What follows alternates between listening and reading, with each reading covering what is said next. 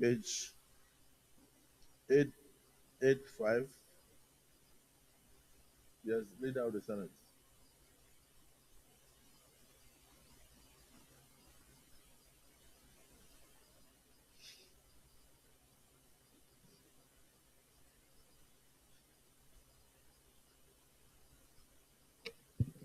Mr. President, very distinguished senators of the Federal Republic of Nigeria, I refer us to clause 20. Clause 20 on page 885. And I see what I presume to be a typographical error from the Secretariat. Clause 20 talking about President's directives. Mr. President, I believe this should be presidential directives instead of President's directive. Yes. The word should be presidential. Clerk, Thank you. please note. Page 886.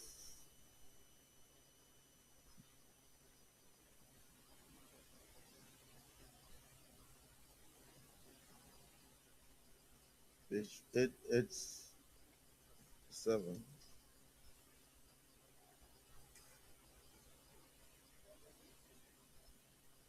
Page 888.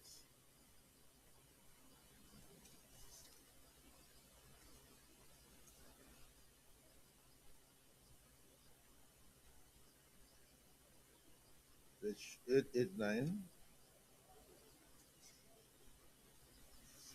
The Abamoro.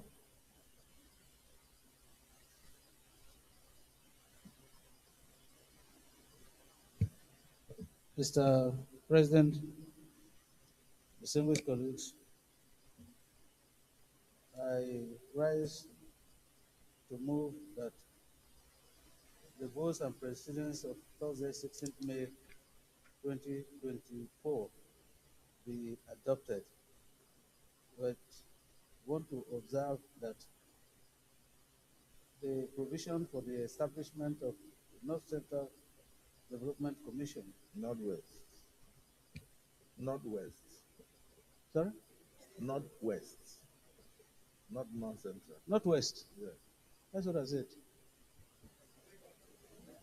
Okay, maybe because of what I'm anticipating. But the provision for the establishment of the Northwest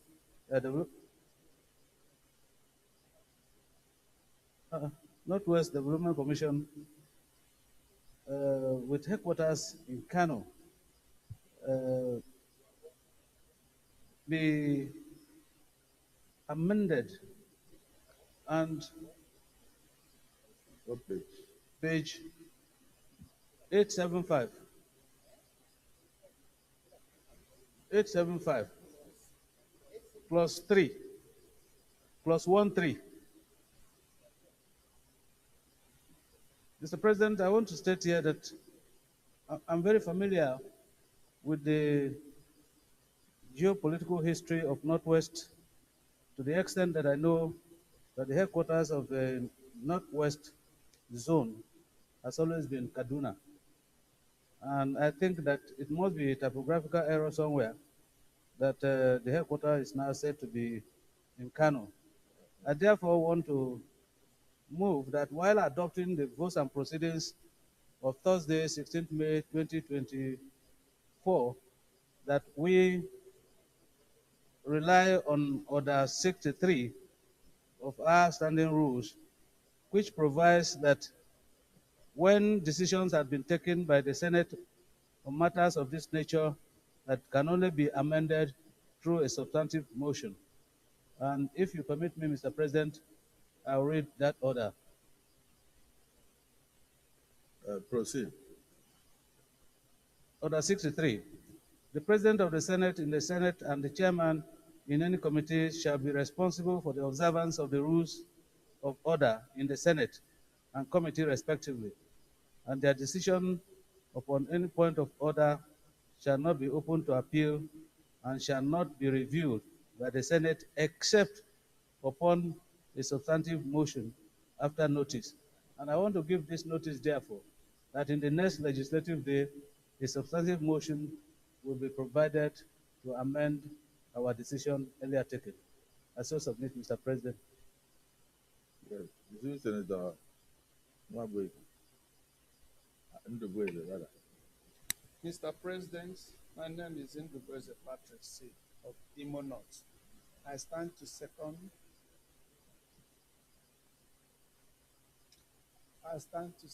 the motion for the adoption of the votes on proceedings of Thursday, 16th May 2024. I so move. The minority leader has moved the motion also for to bring a motion for rescission, and I believe we can give him the next legislative day to do that. Distinguished colleagues, the motion has been moved and seconded. Those in support that the votes and proceedings as read and amended be approved, say aye.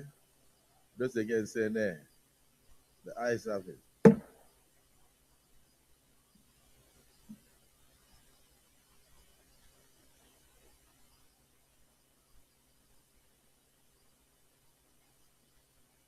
Distinguished colleagues, let me welcome the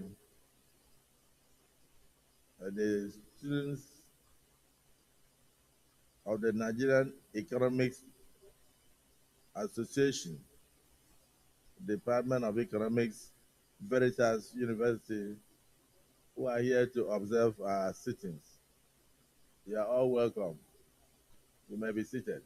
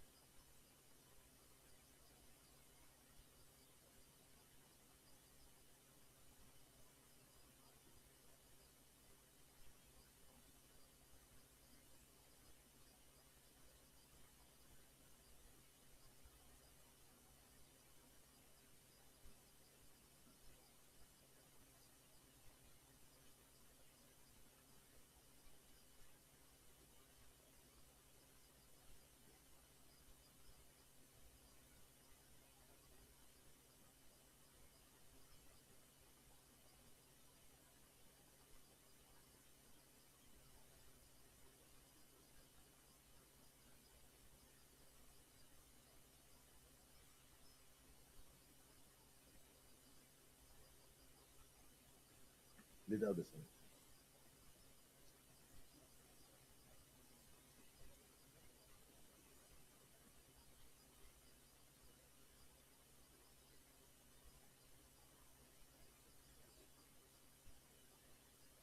Point of order, Senator Issa Jibrin.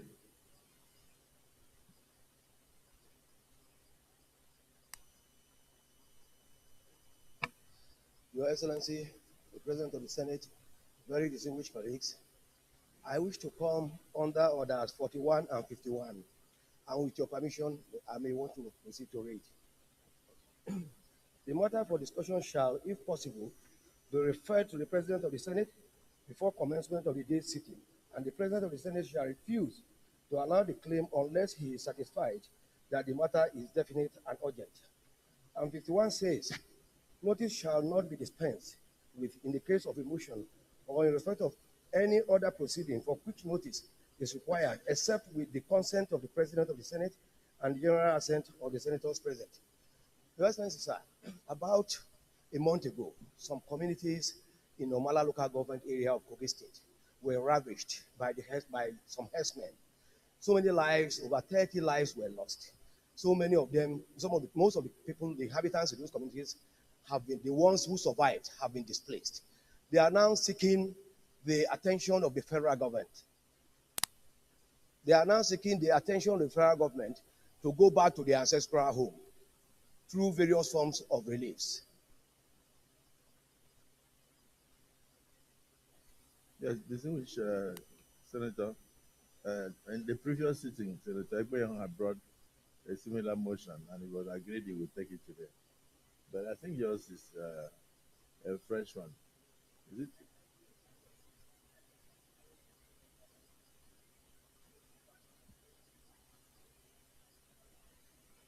Excellency, I was supposed to present at the last sitting, but it was deferred to today.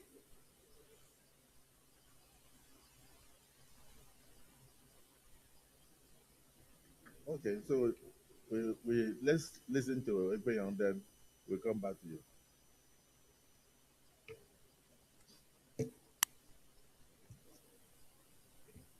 Your Excellency, distinguished colleagues, I come under Order 41 and Order 51. Now let's rule on its own. Yes, sir. On Tuesday. No, let's rule on its own then. Yeah, I thought you had brought your own before. I brought my own before, sir. I brought my own last week Tuesday during the course of plenary, and it was read, but the clerk for rules and business did not have copies for circulation. Okay. He had stepped out of the hall when they called for the copies. So it was agreed under the chairmanship of that session by the Deputy Senate President that it be presented today. The copies were actually at the back, but the clerk was not there to notify and circulate. So I was told to bring this up. Members and colleagues of these chambers can testify to that. Okay, so are the copies circulated today? Yes, sir. They are available for circulation, okay, sir. We'll take it as a substantive motion. So, distinguished Senator Chocho, sorry, it's Adjourning. He has moved a motion of urgent importance coming under Order 41 and 42. Is it the wish of the Senate that he be allowed to proceed? Those in support say aye. Those against say nay. The ayes have it. We will take yours later. Thank you, sir. So, distinguished Senator Adjourning, proceed. Your Excellency, sir, may I proceed to read the motion? Urgent need for rehabilitation of Agbojo Eju Odo, Ojo Pachi Odo, Bagaji, and Bagana communities in Omala local government area of Kogi State. Just a minute. Have you circulated the copies? Now that you have given the go-ahead, I'll circulate. They are here. Okay.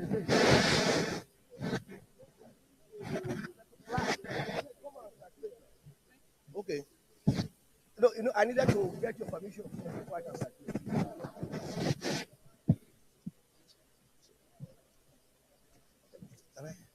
The Senate has given you permission, so make sure that the copies go around very quickly. Okay. So,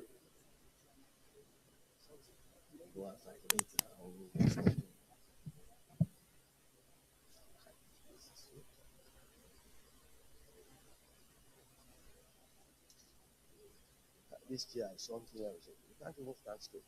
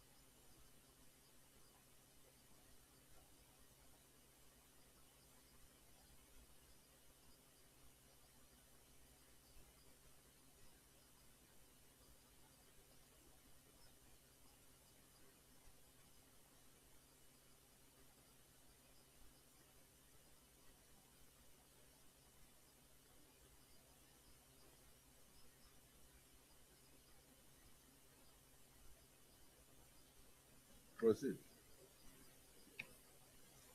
The Senate knows that Omala local government area, which is one of the 21 local government areas in Kogi State, with its headquarters in Abejukolo, covers about 1,667 kilometers and has a population of about 176,000. Aware that Omala local government has been under recurring attacks by gunmen, leading to killings and destruction of properties and farmlands, thereby rendering many homeless with no means of sustenance. Worried that Agojeju Odo, Ajokwachi Odo, Bagaji, and Bagana communities have been ravaged by recent gunmen, rendering over 30,000 inhabitants of the communities homeless, leading to exodus of these inhabitants to other parts of Kogi State. They stopped that on 5th April 2024, armed headers invaded the Agojeju Odo, Ajokwachi Odo, Bagaji, and Bagana communities, killing 21 innocent citizens, including women and children, in addition to unprecedented destruction of their farm produce. Alarmed that on 30th April 2024, gunmen attacked Ajokwachi Odo community in Omala local government area, killing no fewer than 3 persons and rendering the entire community desolate, with no health facility to cater for the deteriorating health conditions of the survivors. Further alarmed that the attacks on these communities in Omala local government area have resulted in the killing of over 500 citizens, in addition to wanton destruction of public and private properties worth hundreds of millions of naira. Concerned that after much persuasion, the displaced persons have resolved to return to their ancestral homes, but cannot afford shelters and have no means of sustenance.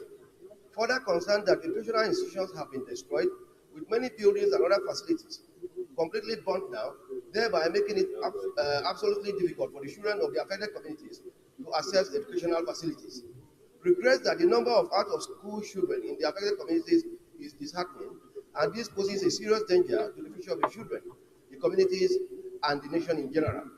Further regrets that, apart from destruction of schools, health centers are obviously non-existent to cater for the health needs of the affected communities, as the few hitherto existing ones have been lost to the hostilities, and this has increased the rate of mortality in the affected communities.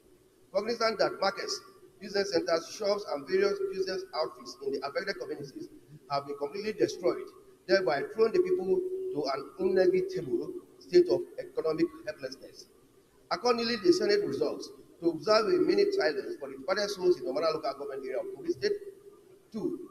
Urge the Federal Ministry of Humanitarian Affairs, the Disaster Management and Social Development, and the National Emergency Management Agency, NEMA, to assist the affected communities in the Omala local government area of Kogi State with relief materials and other forms of support necessary for their rehabilitation.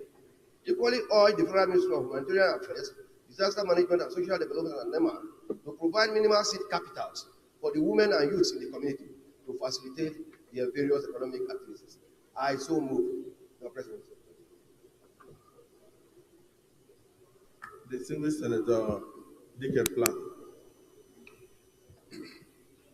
The President of the Senate, my dear distinguished colleagues, I am Senator Dickett Plan, Senator representing Plateau Central Senatorial District. President of the Senate and my colleagues, I rise to support the motion moved by our brother from Kogi and what he desires to achieve. My colleagues, leaving people at IDPs is creating a very strange behavior amongst our citizens. And therefore, any effort and desire to get people back to their original homes is healthy to the society. Most times, when IDPs last too long, our children, morale, and so many moral issues become the order of the day. I rise to support, sir, that even after reading this motion, the Committee on Compliance should look into our resolutions, because in most times when we make resolutions, the ability to comply becomes very difficult. I pray that we will support this motion, and subsequently all the prayers in the motion should be seen that the necessary MDAs comply to enable our citizens get back to their original homes, especially that this is also a season for farming. If they don't get back to their homes, farming activities will be very difficult for them. And this will go a long way to even affect food security in our country. I write to support this, and I believe that we will all support this. And for all other IDPs in our country that people have not returned, we should encourage the return of IDPs to their original homes. I thank you, Mr. President. Senator Omala.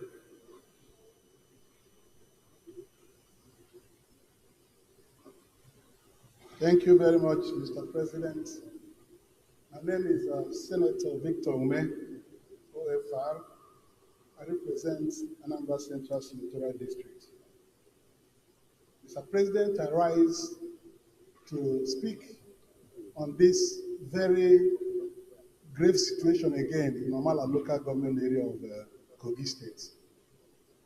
Mr. President, I think the problem we have continued to have is that this issue of herdsmen ravaging communities across states of the Federation, we have not been able to deal with it decisively. Even this motion itself started by saying gunmen attacked these communities. Gunmen. It was when he got to the third paragraph and said, disturbed that herders attacked another community and killed 21 persons. It's good that you give something the good caption and begin to look for ways of addressing it. I've looked at even the prayers contained in the motion. None was directed at solving the problem of herders invading communities. We're talking about getting the NEMA and people to supply relief and to people who have been displaced. The herders should be told that what they're doing is business. If you do cattle rearing, it's business. That's a type of farming.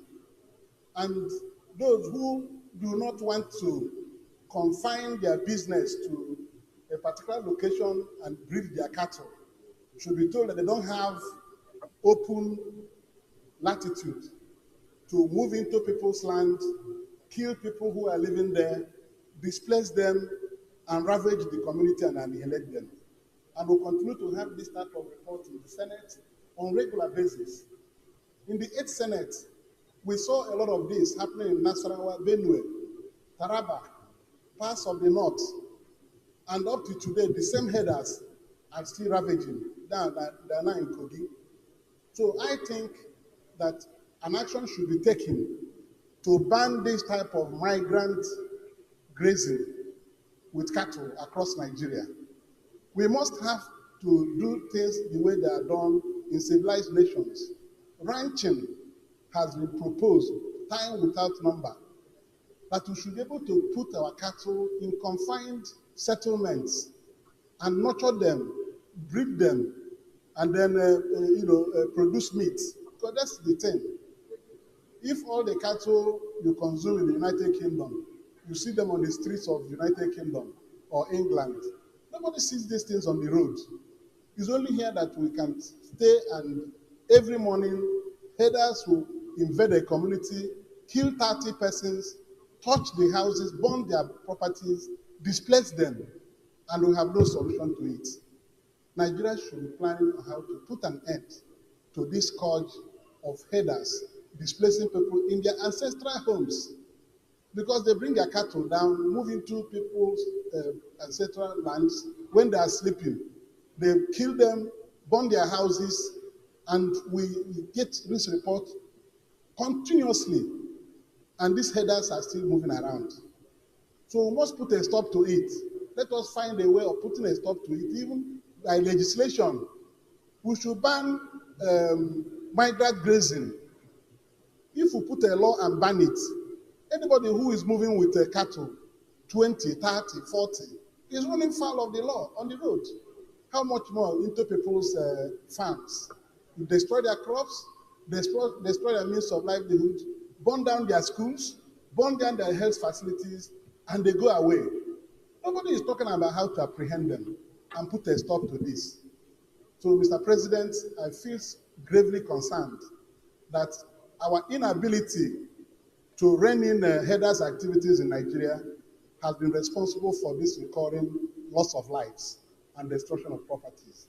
Let us look for a way of making it illegal for anybody to carry cattle around the country. They should be able to build ranches. This is what I'm saying. So this one now that Asa Jibrin has brought, as very painful as it is, people have lost their lives, about 500 reported in this motion. Who will bring those people back to life? Are we saying that people can be killed for cattle to be reared, for us to eat meat? Who will eat the meat? When the people who eat the meat are being killed on a daily basis. This is a barbaric type of famine. We should be able to be courageous to put a stop to it. This, his prayers, when we get to that, I think I will make a contribution on the prayers. Getting relief and all that to them will not solve the problem. We have to attack the root cause of the problem, which is migrant grazing with cattle. Thank you very much, Mr. President. Thank you. I thank you for your contributions. We just proposed National Ranching Commission to regulate the movement of cattle around the country. That means you provide the necessary infrastructure and also provide the necessary security for those ranchers to be able to do their work. And it's a good suggestion, but you will have to come by way of a bill. The new Senator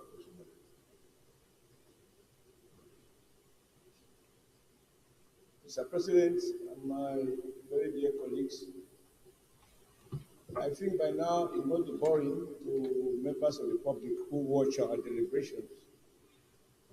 From June last year to this point, I don't have the numbers, but I guess there is hardly any other virtually every other day or every other week, we have had to pass motions about these killings. We have had to invite the security chiefs to tell us what they are doing differently, etc., etc. And sometimes I ask myself, these people who have been killed, do our 1 or 10 minutes silence really brought silence to their homes and their families? Are we going to accept this as a way of life in our country? This has been on for several years. I think our purpose, Mr. President, is no longer to take this thing on ad hoc basis. When they occur, we cry, we do 1 minute silence, they ask for relief. No relief for a man who is dead.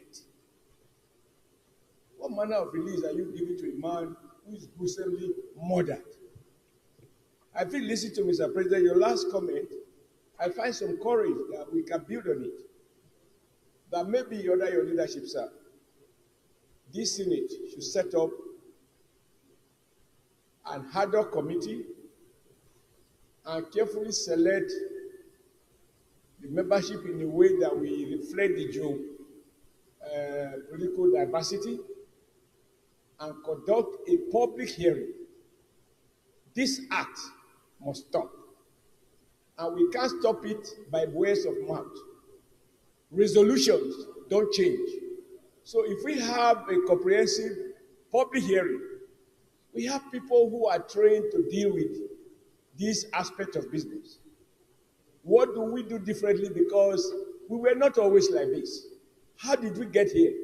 Such a public hearing, I'm sure there are well-meaning Nigerians who share our concern. These ones that are mentioned, they are not the only one.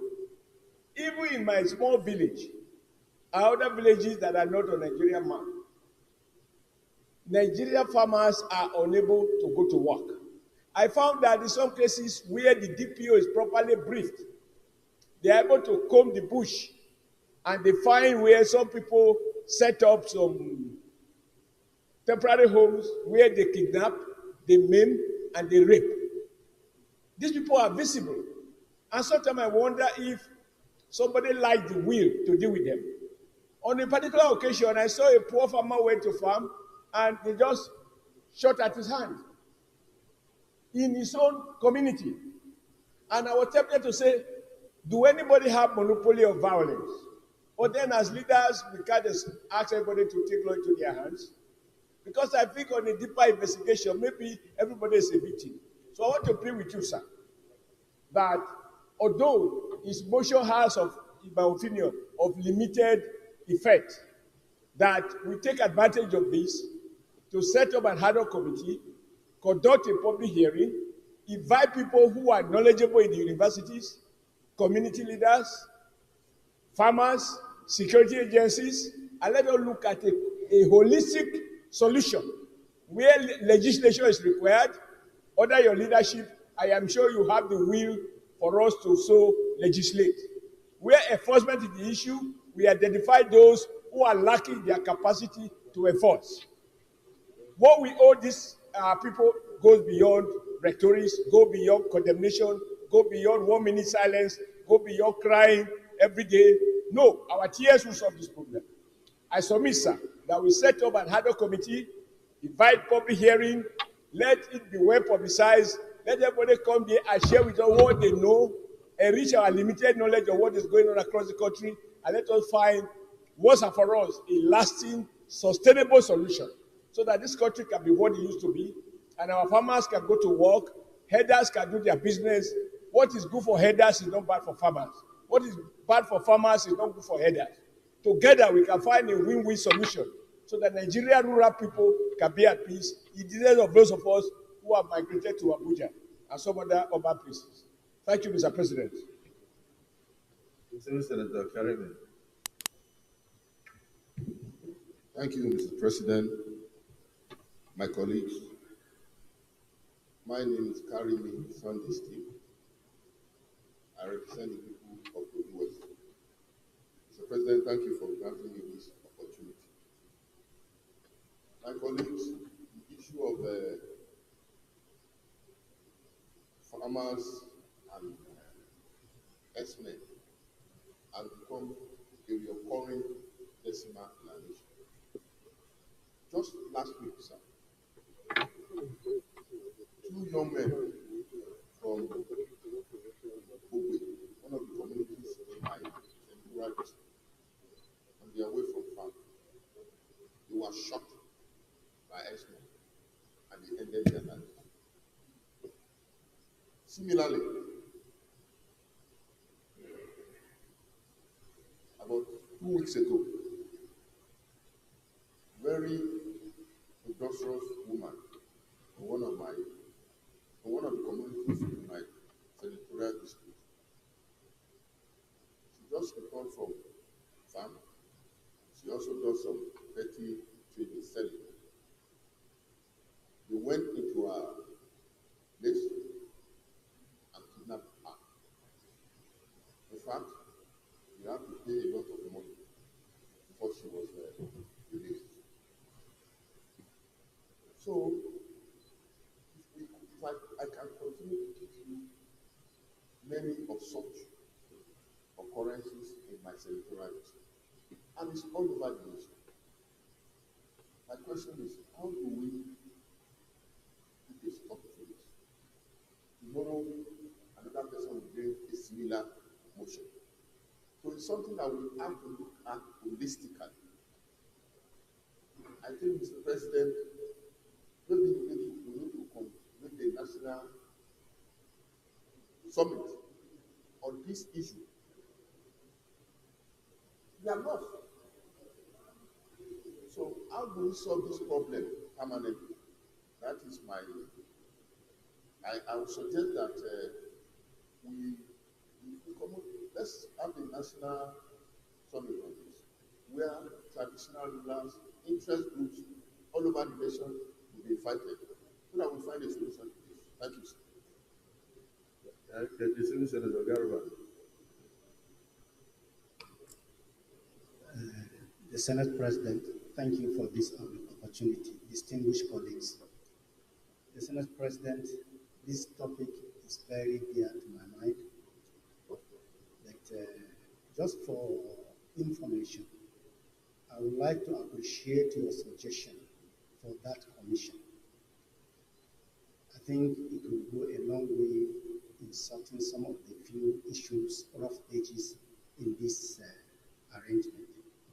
Whatever decisions we take, we are not supporting the headers in any way. We do not approve what they are doing, but if we do not source for a source of safe livelihood for them, we might not be able to get to the end of this problem. Distinguished President, I'm a header. I have a farm outside Abuja here. I told you, you know about it. The whole value of that farm is less than 80 million naira. I spend 90 million naira annually to feed those cows. If not for passion, tell me, how can a peasant person be able to do ranching in this country without government help? Without help, there is no way a peasant header will be able to do ranching. If we establish this and we give money, how do we ensure that money is put to good use? Everybody remembers the good thinking of Senator Jibril Aminu when he brought nomadic education, with the hope of changing and reorientating their mindset towards this problem we are having some 25, 30 years back. Unfortunately, Mr. President, if you look at the quantum of money that was taken for this project, with very little to show for it, it will amaze you that this country is not lacking in giving money.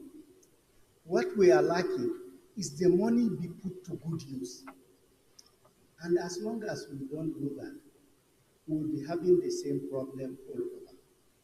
But I still want to commend Senator from Kogi for this motion. Distinguished President, my people from my senatorial district came to me during Salah. Our life is under threat.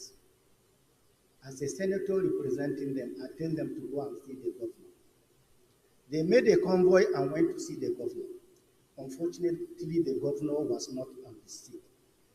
They went back.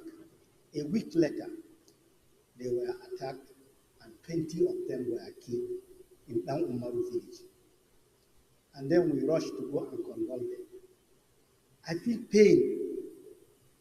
We agreed with the Nigerian security when we were here that certain places that are prone to attacks, they will establish a front bases there. In my senatorial district, they have identified 3. They've set up 1.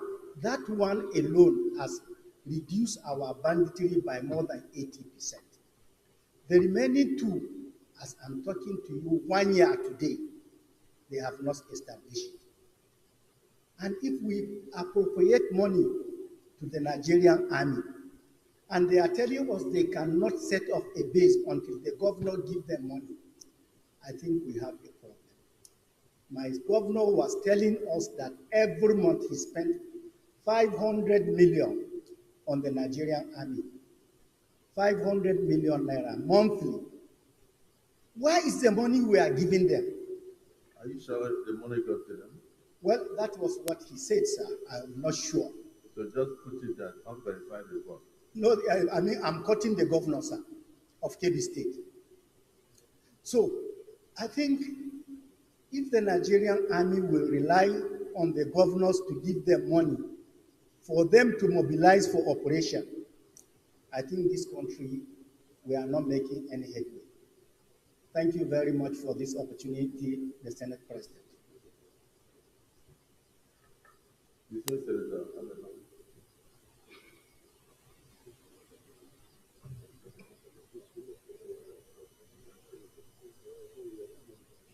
Thank you very much, Mr. President.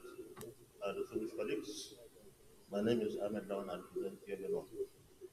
Mr. President, let me commend our friend and brother colleague,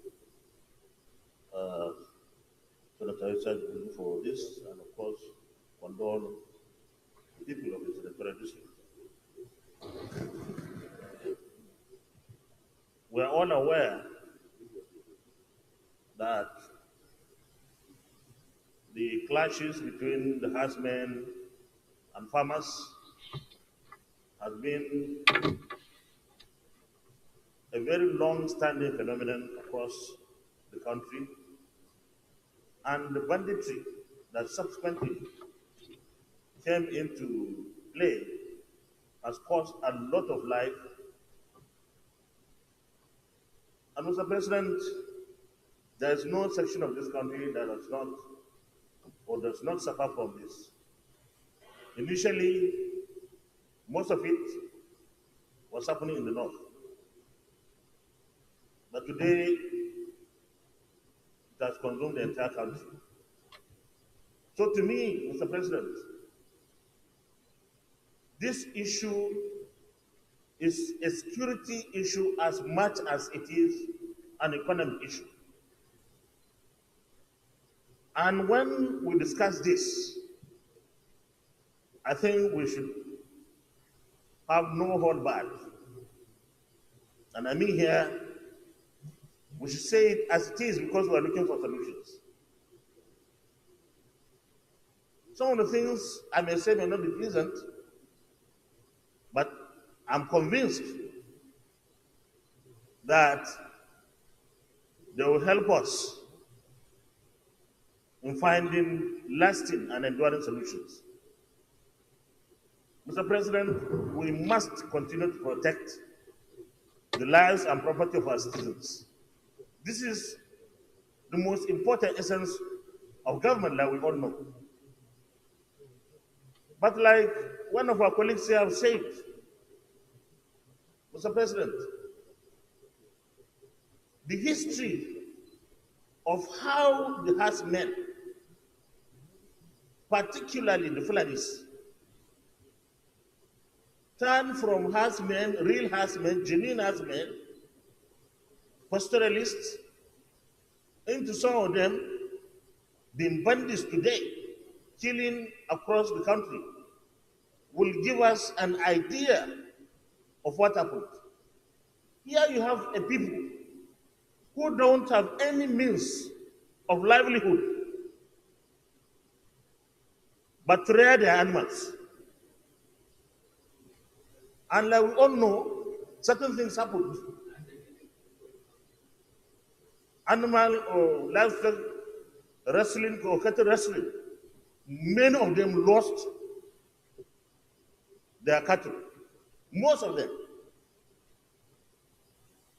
And of course we know that they don't know any other thing.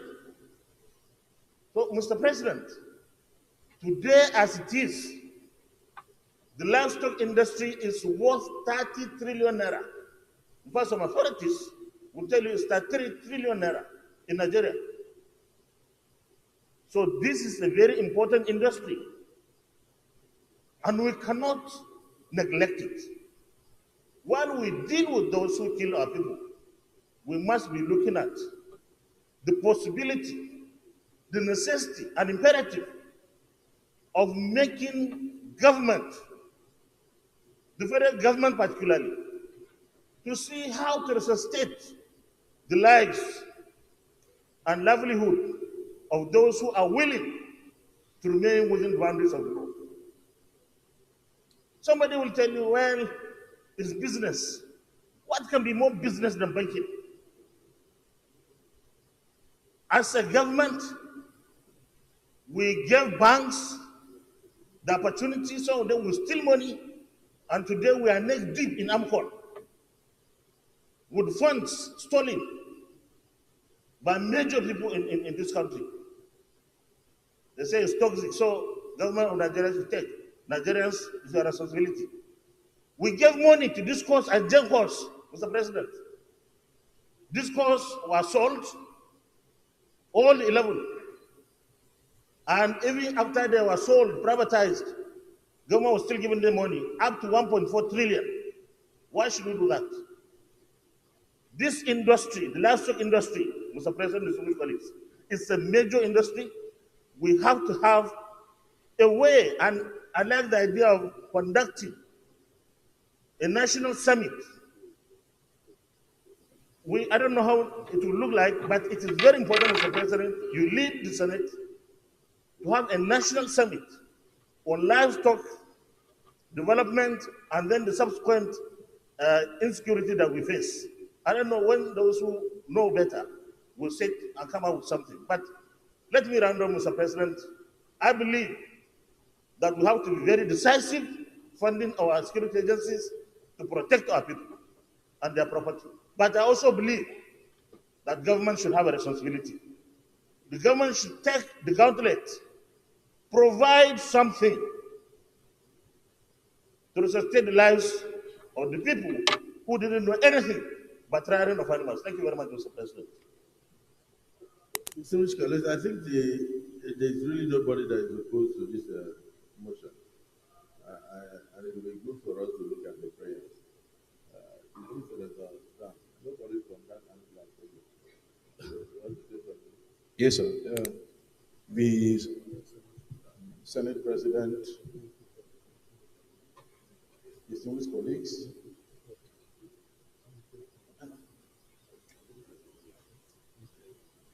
my name is Senator Dr. Daituza. I represent Benue Northwest Senatorial District. Mr. President, if you listen even from the tone of my voice, you will know that I'm bleeding internally as a result of some of the reactions that have accompanied this motion from our brother, the Senator from Kogi. Mr. President, all over the world, what guides human behavior is enabling laws. Only law can determine whether our behavior is right or wrong. The Senate is the highest law-making institution in this country. The issue of farmers' herders' crisis has defied all security efforts. The only option that is yet explored is that of having a law prohibiting open grazing in this country.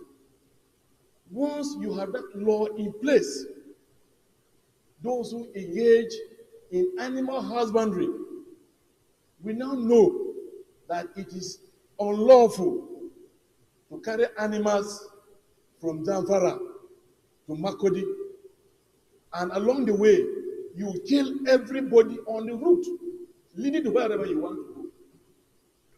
Once that law is not there, then everybody becomes free to now carry arms and move freely into other people's communities. Because some people have advantage of being in power in this country. They have advantage of developing themselves economically such that they are able to amass weapons which they now use to terrorize other parts of this country. And when we begin to justify that by saying other institutions, other people have misconducted themselves, but government has supported them in one or other, then we are indirectly justifying the killing of innocent people by those who engage in such acts. I therefore suggest that open grazing prohibiting law must be enacted by this Senate so that those who engage in animal husbandry will be compelled to go by way of ranching so that the animals will be kept in one place. There is no reason whatsoever. If we have laws governing other aspects of our life, what is difficult in this Senate enacting a law to stop this free movement of animals and then the killing of people that accompany those who carry these animals in this country? That will be my suggestion, sir. I want to say here that by tomorrow, I will bring a bill on animal that will control animal husbandry in this country by way of going towards ranching. We don't have as much cows in Nigeria as we have in US and other parts of the country. But the animals are ranched, and so people don't have this problem. So how can we have those few animals in this country, and then we carry them around, killing people and doing all kinds of things? Mr. President, I want to thank you for giving the privilege to talk. Thank you very much. I think that last speaker more or less attempted to provide additional solution. The issue is overflowed.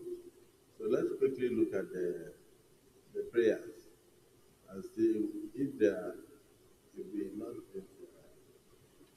deep enough, then we can go into additional prayers for the purpose of getting to the root cause of this matter.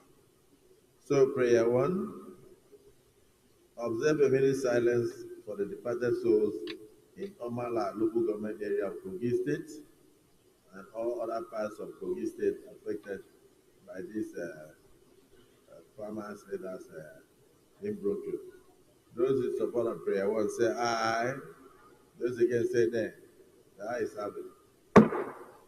Prayer 2, urge the Federal Ministry of Humanitarian Affairs, Disaster Management and Social Development, the National Emergency Management Agency, NEMA, to assist the affected communities in Omala local government area of Kogi State and other communities so affected, with relief materials and other forms of support necessary for their rehabilitation. Those in support of prayer 2 as amended say aye. Those against say nay. The ayes have it. Prayer 3, equally urge the Federal Ministry of Humanitarian Affairs, Disaster Management and Social Development and NEMA to provide minimal seed capitals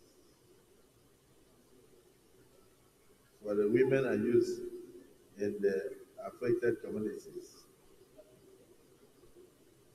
to facilitate their various economic activities. Those in support of prayer 3 say aye. Those against say nay. The nay is happy. Yes, Senator Mangunu. Distinguished President of the Senate, distinguished senators, my name is Mohamed Tahir Monguno. I represent Borno Senatorial District.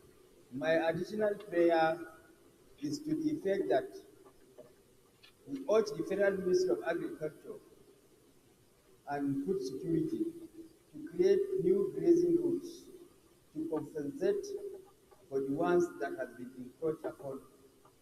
You know, one of the main this conflict between the farmers and the herders is that all the grazing routes that we had before has been taken over as a result of development, urbanization, and what it has been encroached upon. That is why they now take their animals into farmlands. So if new grazing routes were created, it will go a long way to serve as a panacea in the problem of farmers' herders clashes. Thank you. Any second. Huh? Yes, Senator Kaka. Thank you, Mr. President. My name is Kakashem Lawan. I represent the good people of Borno Central Senatorial District. I rise to second the amendment heavily moved by distinguished Senator Muhammad Taib Monguno. I so second. Thank you, sir. Well, I'm not really supposed to comment, but what Senator Monguno is proposing is that we should set up new grazing routes. With urbanization, where are you going to pass? Are you going to pass in universities, private mansions, or are you so?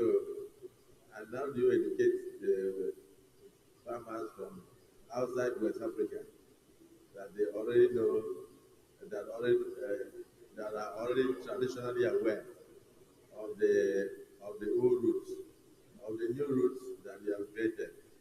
And are you going to do that through the coastal roads, or are you doing it through the people's buildings and schools? But the motion has been moved and seconded. Those who are in support of establishing new grazing routes.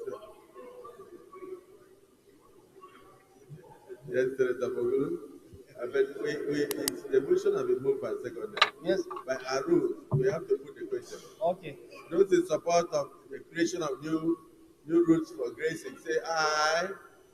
Those against, say nay. The nays have it. Yes. Point of order. Point of order. Point of order, I would say. Point of order. But let's conclude on this. Let us, Senator Ibrahim, additional prayer? Yeah, additional prayer, no, sir. No, sir. I just have a point of order, sir. But I can wait until you finish this. I will wait until you finish with this. Let's finish with this. Yes, sir. Senator Oshumula, additional prayer. Thank you, Mr. President, sir. Having listened to all the contributions, I think we all agree that there is need to take a comprehensive, find a holistic solution. So I want to propose as additional prayer that the Senate resolved to set up an ad hoc committee that will work towards a national summit involving all the stakeholders, such that we can together find a lasting solution. I am not going to try to anticipate what the suggestions will be, but all the stakeholders, whether they are headers, they are farmers, they are academics, they are researchers, those who are familiar with ranching, how to manage the challenges, etc., and even involve people from the states, because when it comes to ranching, the land under the present Land Use Act belongs to state governors. So a national approach, coordinated, I am sure together, since we are all lucky in this country, there is no escape route for anyone. We want Nigeria to work for the benefit of all. So such a summit can come out with doable. The one that they require legislation, we deal with it. The one that requires security, we deal with it. The one that require more appropriation to deal with specific things that might emerge from the summit, the National Assembly will accordingly appropriate and identify the appropriate agency to manage it. I so move, Mr. President. Yes, any seconder? Yes, Senator Yaradua. Thank you, Mr. President. My name is Senator Abdulaziz Musa Adwa, representing the good people of Kasana Central, Kasana State. I rise to second the motion ably moved by my distinguished elder, Senator Adam Oshimoli. I so second, Mr. President. Yes, the motion has been moved and seconded that this Senate do set up an ad hoc committee to look at the issue of farmers' sellers clashes holistically, with a view to convoking a national summit to discuss the issues and take decisions therefrom to guide the Senate in establishing the necessary legislation that will bring an end to these clashes and killings. Those in support of the motion and move and second, they say aye. Those against say nay. So the additional prayer is carried. Let me very specifically thank the Civil Senator Issa Jibrin for his motion and to formally condole with you over the killings in the Omala and other communities in Kogi State, and thank distinguished senators for their contributions. And of course, you've seen that the whole thing is actually a national menace, and everybody is very concerned across all divides in the country. So you can see the totality of the voices here are also the voices of Nigerians speaking that yes, indeed, enough is enough. We should find an end to these killings, find an end to the destruction. And there's somebody who was speaking, Senator Zan, and he also pointed out that even when the headers are moving from place to place, they are also being killed by communities. They also lose their lives. It shouldn't be so, because in the course of doing their legitimate business and they pass through a community, the community will feel that they've destroyed their crops. And in the course of it, they are also attacked. And then a revenge, they in turn will wait in the night, come out and ravage the community, attack the community, and displace persons. So it's almost like an ongoing affair.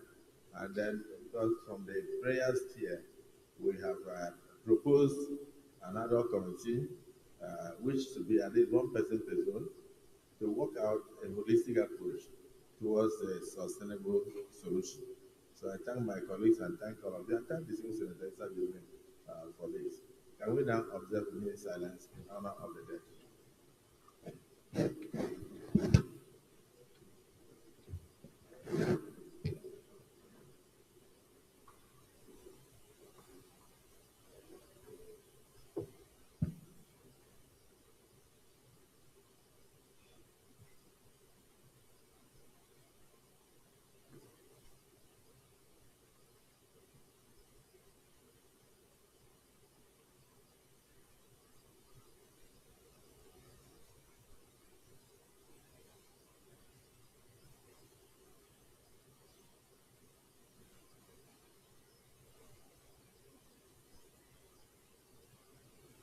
And the souls of all the departed who lost their lives in the Omala local government area of Kogi through banditry, through herdsmen, and farmers' clashes, rest in perfect peace. Amen. Senator Asuko Deferring. Thank you, Mr. Chairman. Distinguished colleagues, motion on the urgent need to halt the incessant spate of killings and boundary disputes in parts of the Kogi local government area of Cross River State. Clerk, the copies are being distributed as I speak. I'll pause for about 5 seconds to let copies go around. Thank you. The Senate notes that Cross River State is a land blessed with significant tourism potential, large forest reserves, mineral resources, and numerous agricultural products. Further notes that Odupani local government area of Cross River State, which is one of the largest local government areas in the state, boasts of large amounts of mineral deposits and is comprised of rivers with massive fishing potential, which when optimized can be traded both locally and internationally.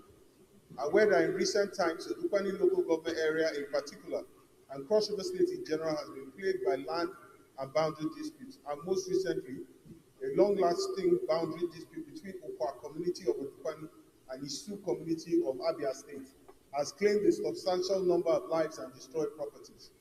Also aware that the disputes between these communities, which results in skirmishes all year round, is especially exacerbated during the farming season, when there are claims and counterclaims of land encroachments by both parties. Worried that if the situation in the Odupani local government area and in other parts of Cross River State is not brought to an end, the laudable policy initiatives of both federal and state governments aimed at addressing the infrastructure gaps being faced by our country will be forestalled, as there can be no development where violence exists.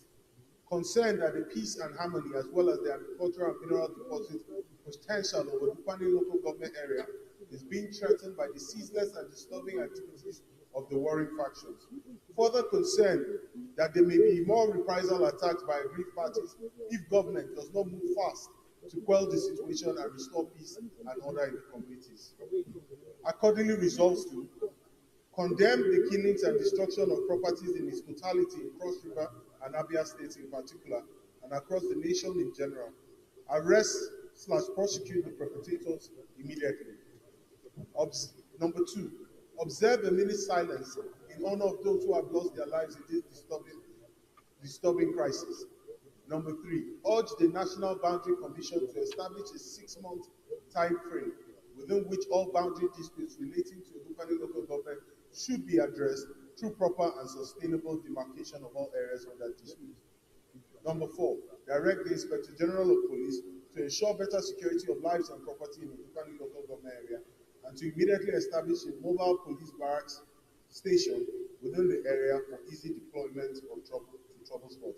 Number 5, direct the Ministry of Humanitarian Affairs and Poverty Alleviation and National Emergency Management Agency to immediately begin the process of rendering assistance to all individuals affected by the crisis. I so move. Thank you. This is Senator Abamoro.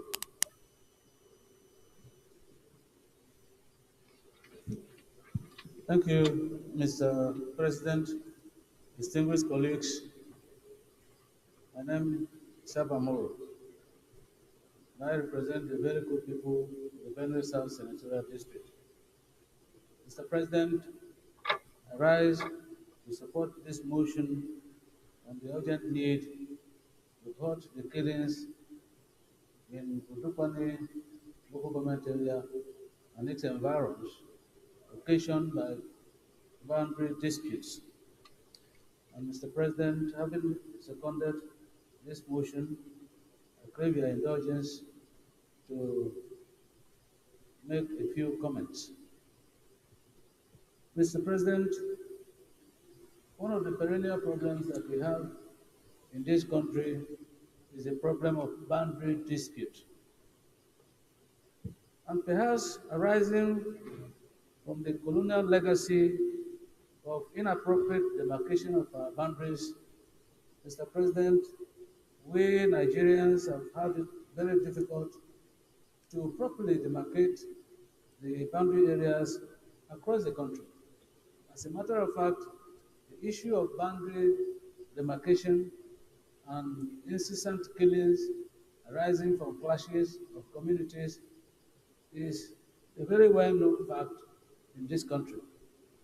That brothers rise against brothers just because of boundary disputes or fish pond disputes is no longer news. And so, Mr. President, just like we have resolved in the case of the farmer headers clashes, I think we must summon the courage to also raise a very critical solution on the issue of boundary disputes.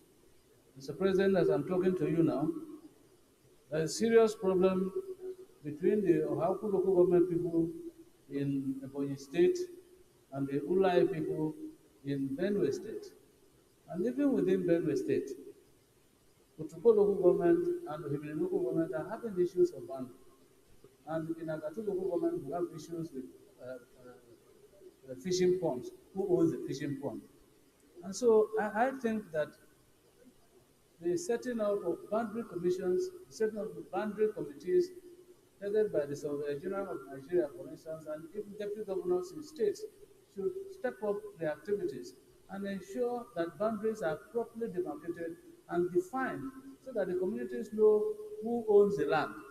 And that way, I think, Mr. President, would have gone a long way in halting the misinterpretation of boundaries and the clashes and killings that arise from it. And so I support this motion, and I sympathize with my colleague whose people are killing themselves for no justifiable reasons. I so submit, Mr. President. Thank you, distinguished Senator Ekweyam and distinguished Senator Abamoro for seconding this motion. Like stated by Abamoro, this is an issue that cuts across the entire country. National boundaries, that between villages and villages, or between local governments, and between states, and it's like you said, there's a lot to be done in that direction to bring peace to the various communities. And this one is no longer interstate alone. You know, we also have country to country boundary crisis. But quite unfortunately, the Odupane crisis in Cross River State, together with the one in Abia, is a worrisome situation. So, Senator, I can see why you kept the system. I don't know what is happening in the Okwa community in Abia State and all that, but obviously it's about land. And so we don't need to debate much. We just go straight into the prayers and see how we can call the situation to order. So thank you for your contribution. Prayer 1, condemn the killings and destruction of properties in this totality Cross River and Abia States in particular, and across the nation in general. And of course, arrest and prosecute the perpetrators immediately where they are found. Those in support of prayer 1 say aye. Those against say nay. The ayes have it. Prayer 2, observe a minute silence in honor of those who have lost their lives in these disturbances and crises. Those in support of prayer 2 say aye. Those against say nay. The ayes have it. Prayer 3, urge the National Boundary Commission to establish a 6-month time frame within which all boundary disputes relating to Odukwane local government area and Isu local government area of Abia State or Ukwa local government area of Abia State should be addressed through proper and sustainable demarcation of all the areas under dispute. Those in support of prayer 3 as amended say aye. Those against say nay. The ayes have it. Prayer 4, direct the Inspector General of Police to ensure better security of lives and properties in Odukwane local government area and also in Ukwa local government area of Abia State, and even establish a mobile police base in the affected boundary within the area for easy deployment to the troubled spots. You see, it takes two to tango. So the mobile base will save the two communities and save as a cover zone. You understand? So those in support of prayer 4 as amended say aye. Those against say nay. The ayes have it. Prayer 5, direct the Ministry of Humanitarian Affairs and Poverty Alleviation and the National Emergency Management Agency, NEMA, to immediately begin the process of rendering assistance to all individuals affected by the crisis on both sides. Those in support of prayer 5 say aye, and those against say nay. The ayes have it. Distinguished Senator Akpeyan, once again, I thank you for bringing this to the fore, and I pray that the affected communities will see the need for peace, and then our committee on legislative compliance will ensure that this is brought to the notice of the Inspector General of Police so they can do a proper visitation of the communities affected with a view to establishing the presence of security in those areas. Let's finish with this. Okay. So let us, in line with prayer 1, rise and observe a minute silence in honor of those who were slaughtered in the Odukwane of Cross River State and the Ukwa community disputes, boundary disputes in Abia State. Very nice.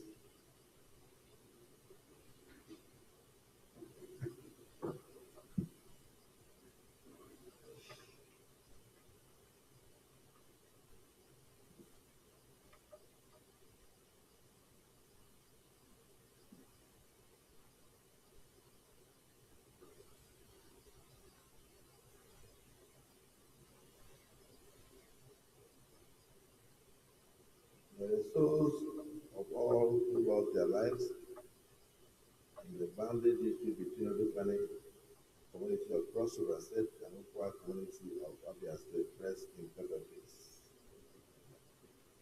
Yes, distinguished Senator Sahabi.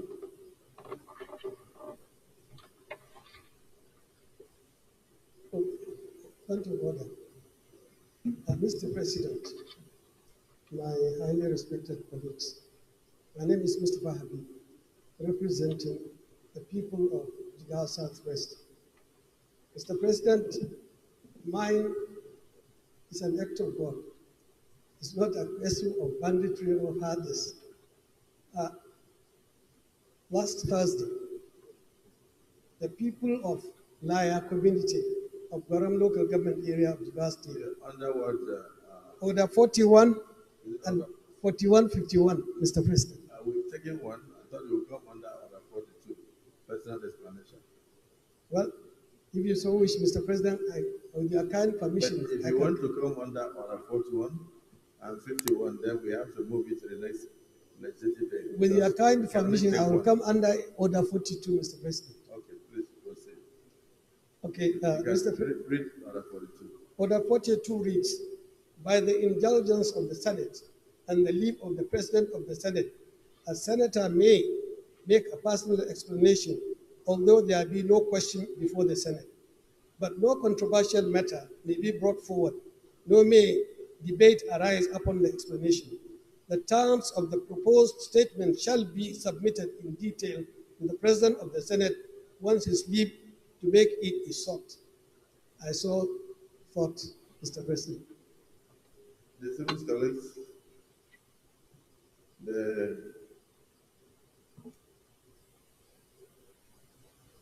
have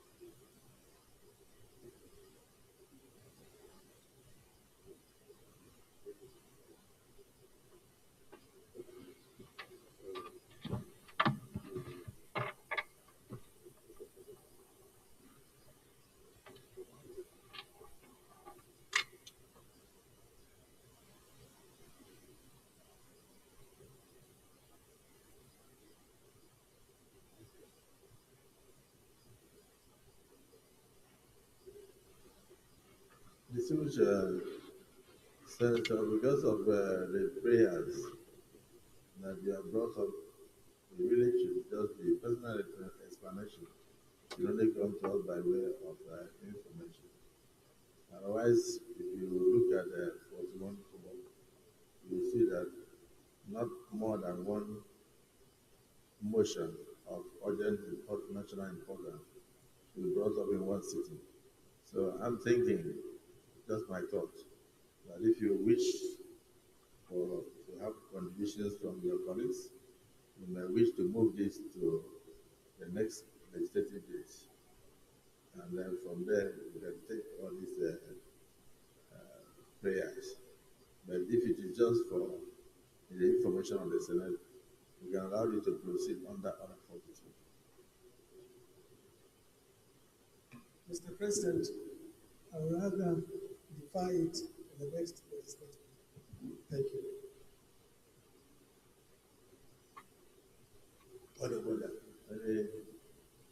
Any seconder? Yes, 6 minutes. Thank you, Mr. President, distinguished colleagues, Venus Adaman South. I rise to second the motion that is motion brought under Order 41. Thank you. So, distinguished colleagues, so most of us, Kabir, has brought the motion and has suggested that we take it in line with our rules on the next legislative date and be seconded by Senator Venus. Those in support that he be allowed to take it on the next day say aye. Those against say nay. The ayes have it. So we bring it up tomorrow. Senator Jewel Ryan, point of order. Distinguished Senator, Mr. President of the Senate of the Senate, and my distinguished colleagues, I'm coming under Order 42 of our rules. I crave the indulgence of the Senate President and my distinguished colleagues to take judicial notice of Order 42 or I read. You can read. By the indulgence of the Senate and the leave of the President of the Senate, the Senator may make a personal explanation, although there is no question before the Senate, or no controversial matter may be brought forward, nor may debate arise from the explanation. The time of the proposed statement shall be submitted immediately to the President of the Senate when the leave to make it is short. And this is by way of personal explanation, Mr. Senate. Yes, you've submitted the details of the motion. I discussed it with you this morning. Then you discussed, but have you submitted the details? It's an information. And from what you read, yes, Order 42 says the terms of the proposed statement shall be submitted in detail to the President of the Senate when he needs to make it his thought. Yeah, if you want me to do it, detail Anyway, by implication, you have submitted it in terms of verbal submission. Yes. Okay, so distinguished colleagues, he has approached me and he has a matter of information to the Senate on the demise of one of our colleagues. Those who I support that he be allowed to proceed say aye, and those again say nay. The ayes have it. So, go ahead.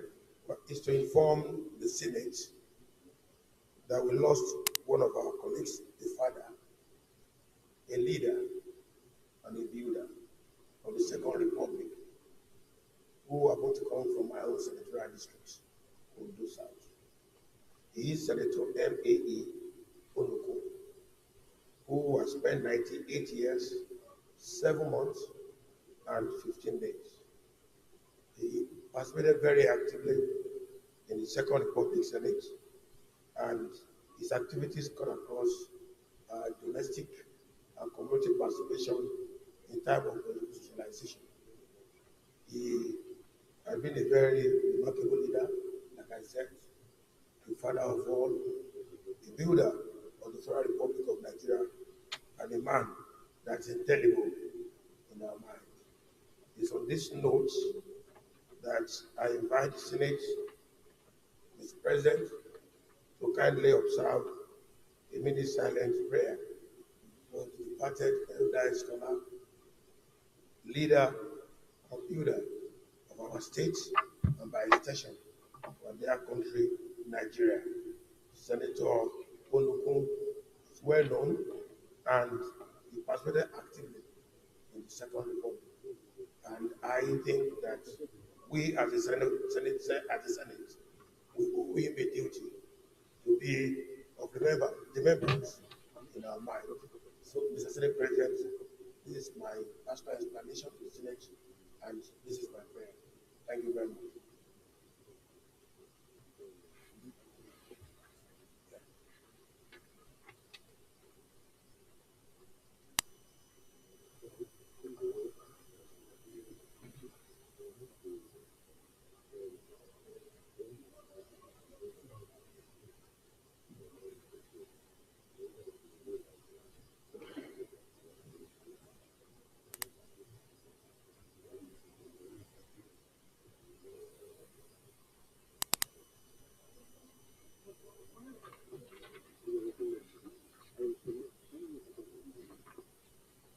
Distinguished Senator Joe Ibrahim, you came under 42, and you have brought an information to the Senate on the demise of one of our distinguished senators who served in the First Republic, distinguished Senator Mark Onugu.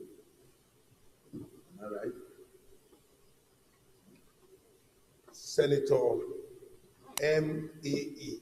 Onukun, as pronounced, Mr. Senate President. Onukun. Senator M.A.E. Onukun. C.O.N. Commander O.O.N. Yes. And he was 98 years old. He was 98 years old, 7 months and 15 days. Yes. 98 years, 7 months, and 15 days.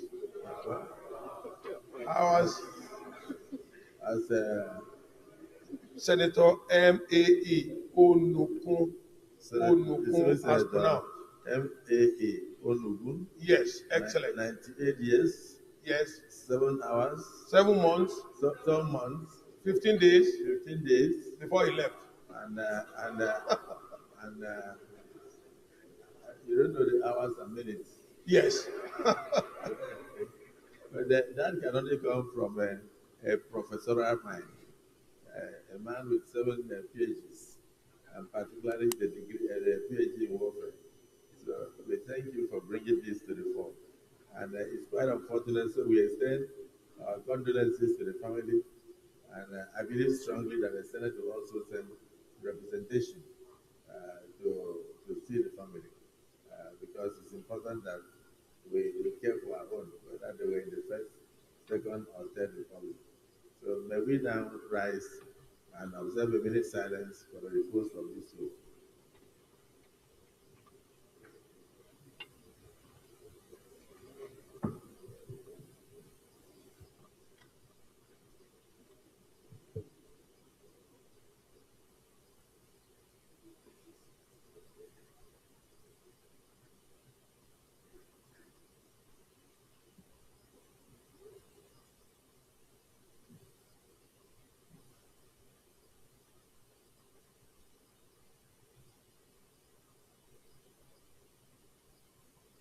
For the great soul of very distinguished Senator M.A.E. Ologun, OON, who passed away at the ripe age of 98 years, rest in perfect peace.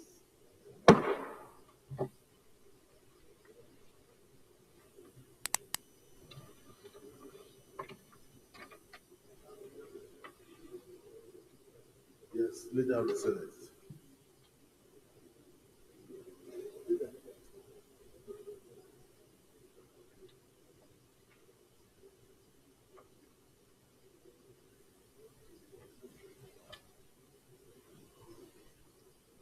Mr. President,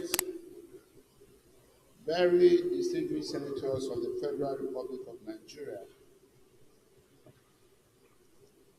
the first business of the day is the presentation of an executive bill standing in my name on the National Anti-Doping Bill 2024 SB 455. Mr. President, you may wish to invite the Clerk of the Senate to read the short title of the bill. Clerk of the Senate. Mr. President, distinguished senators, National Anti-Doping Bill 2024, SB 455, first reading. Distinguished colleagues, National Anti-Doping Bill 2024, SB 455, first reading taken. Leader of the Senate. Mr. President, distinguished senators, the second business of the day is the presentation of an executive bill standing in my name on the Federal Capital Territory Supplementary Appropriation Bill 2024, SB 456. Mr. President, you may wish to invite the Clerk of the Senate to read the short title of the bill. Clerk of the Senate. Mr. President, distinguished senators, Federal Capital Territory Supplementary Appropriation Bill 2024, SB 456, first reading. Distinguished colleagues, Federal Capital Territory Supplementary Appropriation Bill 2024, SB 456, first reading taken. Leader of the Senate. Mr. President, very distinguished senators, the third business of the day is the presentation of the House bill standing in my name on the Federal University of Sports, Afuze, Edo State Establishment Bill 2024 HB 476. Mr. President, you may wish to invite the Clerk of the Senate to read the short title of the bill. Clerk of the Senate. Mr. President, distinguished senators, Federal University of Sports, Afuze, Edo State Establishment Bill 2024, HB 476, first reading. Distinguished colleagues, Federal University of Sports, Afuze, Edo State Establishment Bill 2024, SB 476, first reading taken. Leader of the Senate.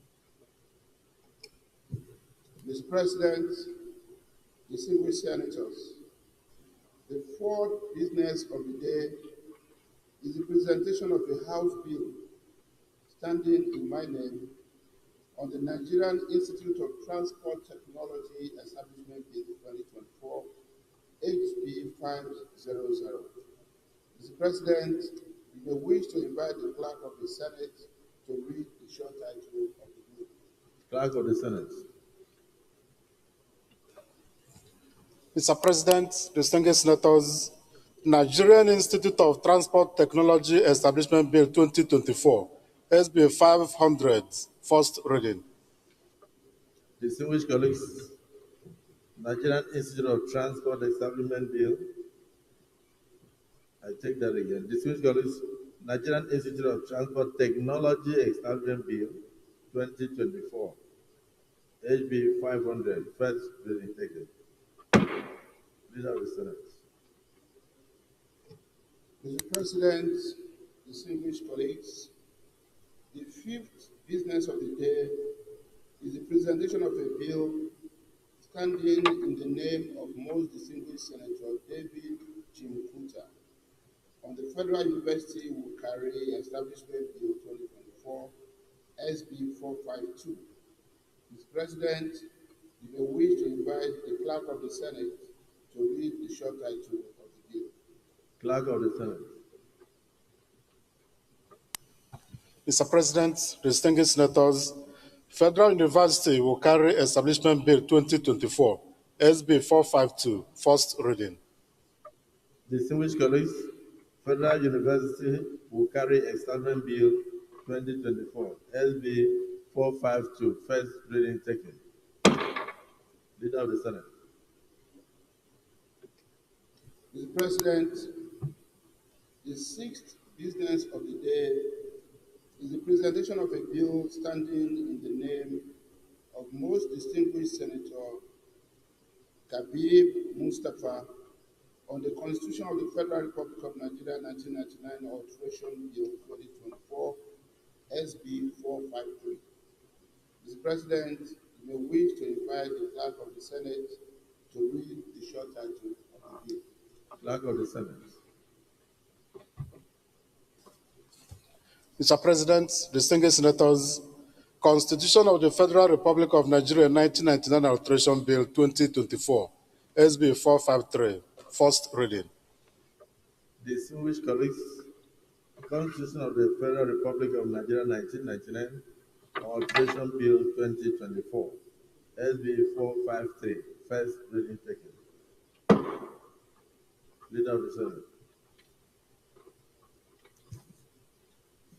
Thank you, Mr. President, and very distinguished colleagues. The very first order of the day is the second reading of the Foreign Exchange Control and Monitoring Act, Cap F34, Laws of the Federation of Nigeria Act, Repeal and Reenactment Bill 2024, SB 353. Distinguished senators will recall that the bill was read for the first time in this chamber on Tuesday, 20th February 2024. Mr. President, you may wish to invite most distinguished Senator Musa Mohammed Sani to move the motion for the bill to be read a second time. Distinguished Senator Musa Mohammed Sani. Mr. President, let me actually inform, I don't be brought to my notice now, the Civil Senator Sani is one of the senators representing us at the ECOWAS meeting that is currently going on in Kano, which explains why a good number of our colleagues are not here, because they are in Kano attending the ECOWAS Parliament, ably led by the Deputy President of the Senate. Thank you. So, in view of this, if I have your permission, sir, may I announce the second order? So you want to move the motion that will step it down? Yes, sir. So, Mr. President, I move that the first order of the day be stepped down to another legislative day to enable distinguished Senator Sani Musa to take the order. I so move. Okay. The minority leader. Mr. President, distinguished colleagues, I rise to second the motion by the Senate leader that we step down the first order in view of the absence of the mover to the next legislative day. I so second. Distinguished colleagues, the motion has been moved and seconded that the first order of the day be stepped down to another legislative day. Those in support of the motion say aye. Those against say nay. The ayes have it. Yes, Leader of the Senate, proceed to the second one. Thank you, sir. Mr. President, very distinguished colleagues, the second order of the day is the second reading of the Agricultural Research Council of Nigeria Act Amendment Bill 2024, SB 56. Distinguished senators will recall that the bill was read for the first time in this chamber on Wednesday, 4th October 2023. Mr. President, we wish to invite distinguished Senator Ali Wadada Ahmed to move the motion for the bill to be read a second time. Distinguished Senator Wadada. Thank you very much, Mr. President. I remain Senator Ahmed Wadada Aliyu Sarkinyaki Kefi, representing Nasarawa West Senatorial District. Mr. President, I rise to move that the bill for an act to amend the Agricultural Research Council of Nigeria Act, Cap A12, LFN 2004, to make provision for the establishment of Federal College of Fisheries and Aquatic Sciences at Umuasha in Toto local government area of Nasarawa State, be read for the second time. I so move.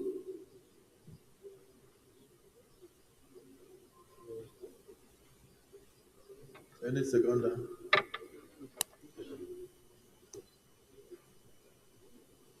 The Senator Wadada, you haven't given us any summary. No, of course, it is after that that I go for my detail. You can proceed. You can proceed.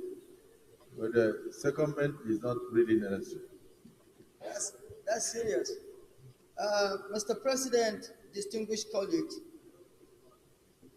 the bill was read for the first time October 4th, 2023. The aim of this bill is to bolster the development of fisheries and aquatic sector in Nigeria for the purpose of enhancing food security, economic growth, and sustainable management of aquatic resources. Background: Nigeria is endowed with abundant aquatic resources, including rivers, lakes, and coastal areas, which present vast potential for fisheries and aquatic science development. However, the sector faces various challenges, including inadequate skilled manpower, outdated technology, and limited research and training institutions. Establishing the Federal College of Fisheries and Aquatic Sciences, Umasha, Toto local government area of Nasarawa State, is a strategic intervention to address these challenges and harness the full potentials of Nigeria's aquatic resources. The key provisions of the bill are establishment of the College of Fisheries and Aquatic Studies. The bill proposes the establishment of the Federal College of Fisheries and Aquatic Studies, Umasha, Toto local government area of Nasarawa State.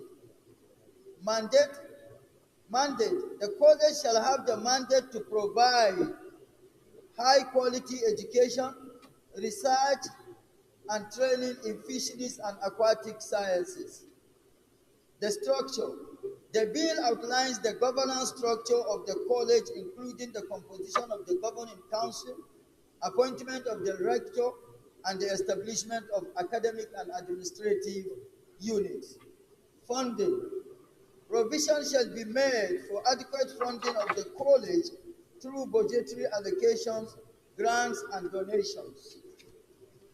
Collaboration: the college shall collaborate with relevant stakeholders, including government agencies, research institutions, industry players, and international partners to enhance its effectiveness and impact.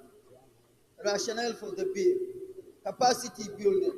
The establishment of the College of Fisheries and Aquatic Sciences will contribute to the development of skilled manpower in the fisheries and aquatic sector, thereby addressing the current shortage of qualified personnel.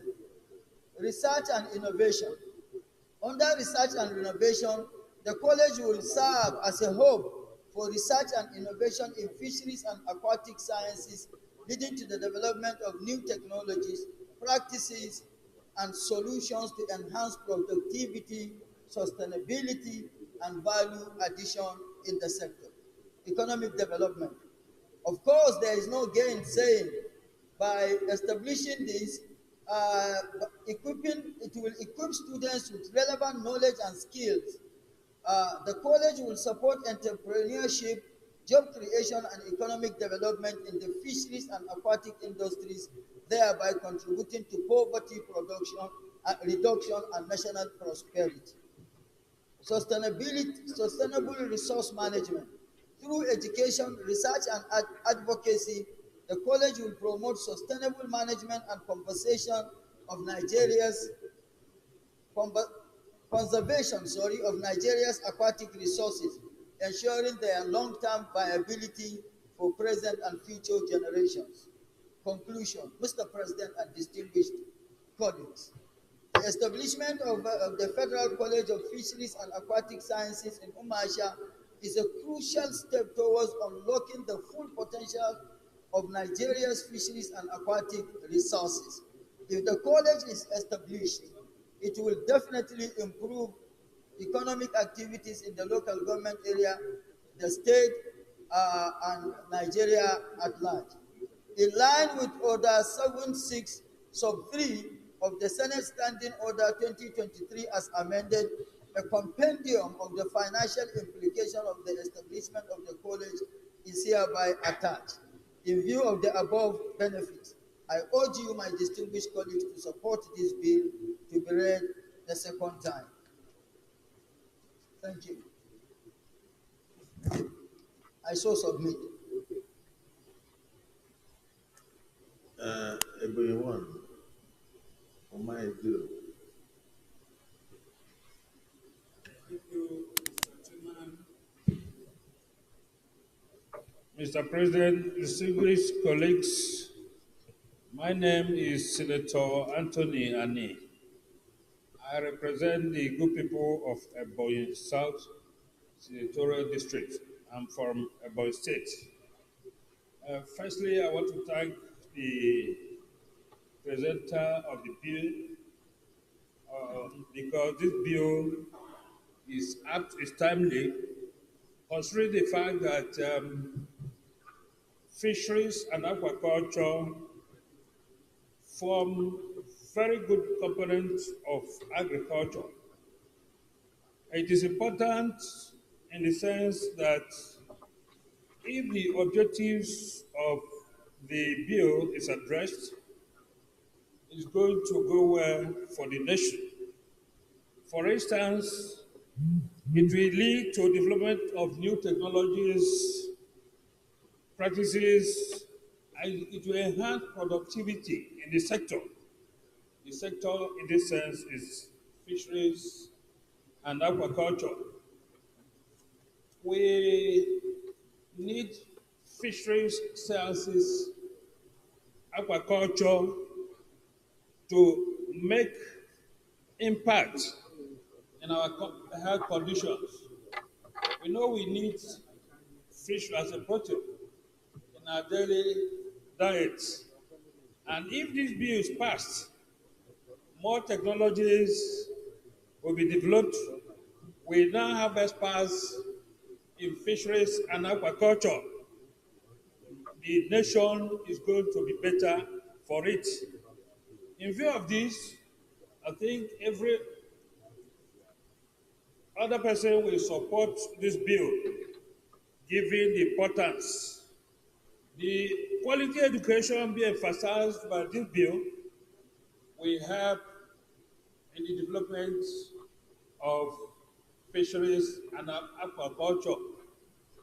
In many places, many universities, many institutions of learning in this country do not give credence, do not attach enough importance to fisheries and aquaculture.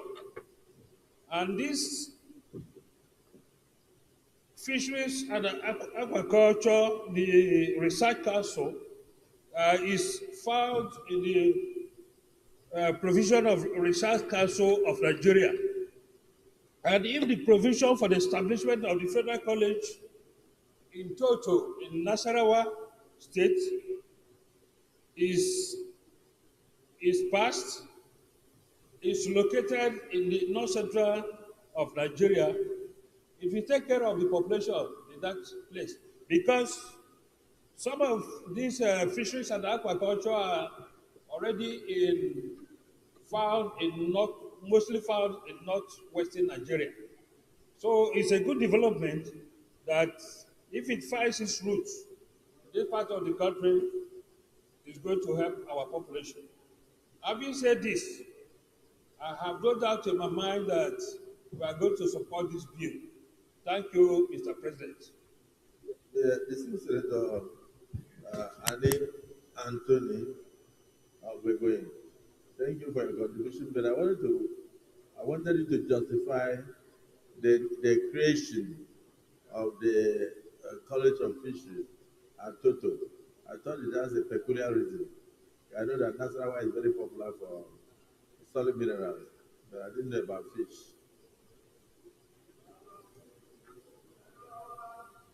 You want an answer?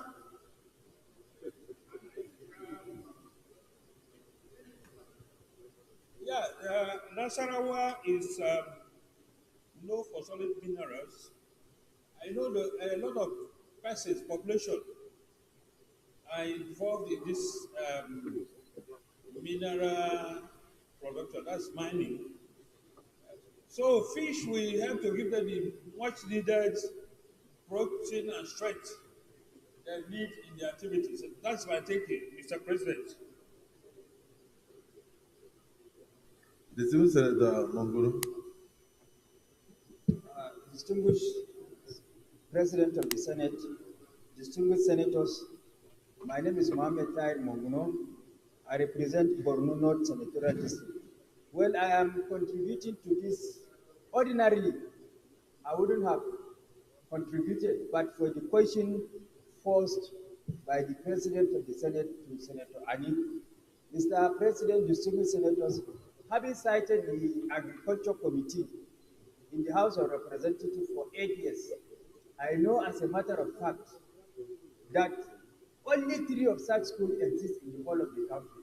One in my state, in Baga, and one in Niger State, and one in Lagos State. Only 3 of this type of schools exist in the whole of Nigeria.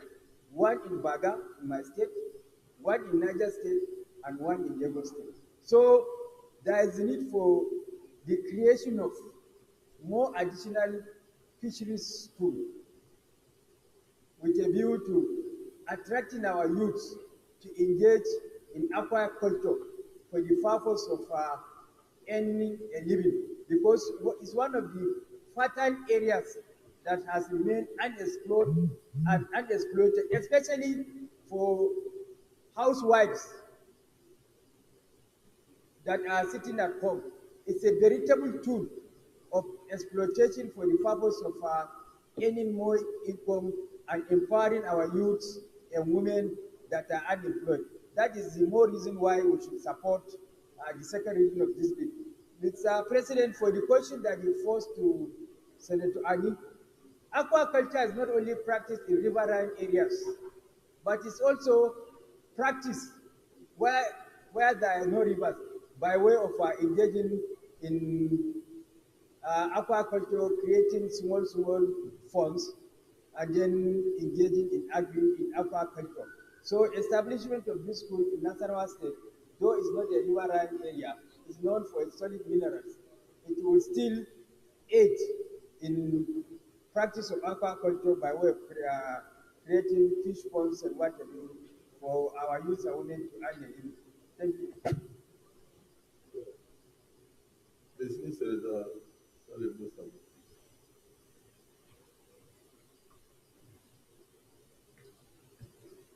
Your Excellency, the Senate President, distinguished colleagues, I want to join in supporting this motion of creating enabling environments for more aquaculture centers so as to enable our youth and especially women who trade in the business of fish. If we look at it, fish farming is one of the easiest and also a very difficult terrain if you are not well guided, because you can easily create a fish farm at the back of your house. But if you are not well tutored in it, it becomes also another burden. So I'm adding my voice to this motion that federal government, through the Ministry of Agriculture, should help in creating more of these aquaculture centers so as to be able to build more capacity in our fish production, because we still import fishes in this country. Thank you, sir. Let me, on behalf of my colleagues, thank distinguished Senator Wadada for bringing this bill, and hope that the establishment of this aquaculture, in fact, the inclusion of this aquaculture and fisheries location at Toto will definitely improve on the educational lot of our children. And I thank all those who have made contributions, and nobody seems to be opposed to this bill. Is it the view of the Senate that this bill be now read a second time? Those in support say aye, those against say nay. The ayes have it. Clerk of the Senate. Mr. President, distinguished senators, a bill for an act to amend the Agricultural Research Council of Nigeria Act, Cap 812, Laws of the Federation of Nigeria 2004, to make provision for the establishment of the Federal College of Fisheries and Aquatic Sciences, UMAISHA, in Toto local government area of Nasarawa State, and for related matters 2024, SB 56, second reading. Distinguished colleagues, a bill for an act to amend the Agricultural Research Council of Nigeria Act, Cap 812, Laws of the Federation of Nigeria 2004, to make provision for the establishment of the Federal College of Fisheries and Aquatic Sciences at Omasha in Toto local government area of Nasarawa State, and for related matters 2004. Second reading taken.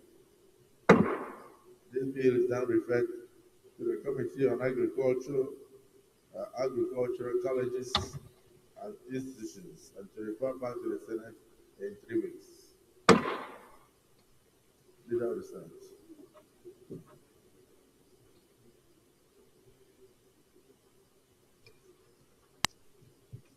Mr. President, very distinguished senators, the third order of the day is a House bill for concurrence, as listed on the order paper.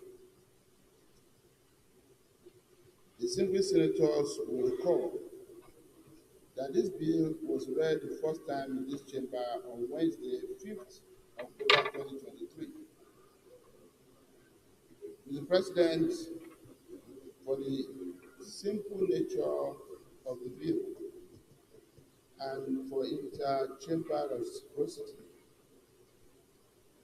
may I proceed to present the lead debate. You may proceed.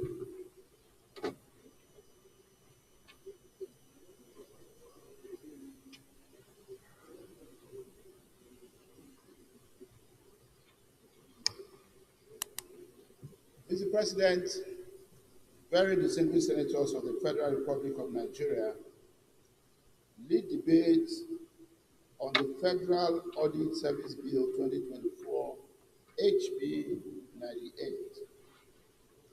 That's a bill. Have you distributed the bill and the amendment, the original bill and the amendment sought? That is our procedure. I believe it's been that we want also any bill that is coming for concurrence, we must have the original bill as well as the amendment sought for deliberation. And I noticed that the leader of the Senate, I noticed that Senator Abiru, chairman of banking, had moved to the other side.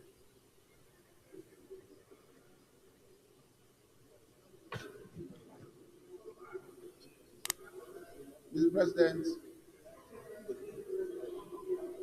let me clarify that it's actually not an amendment bill. It's a new bill. But in any case, it is being distributed. The new bill? Both the lead debate and copy of the bill are being distributed. But it was a new bill passed by the House that came here for concurrence.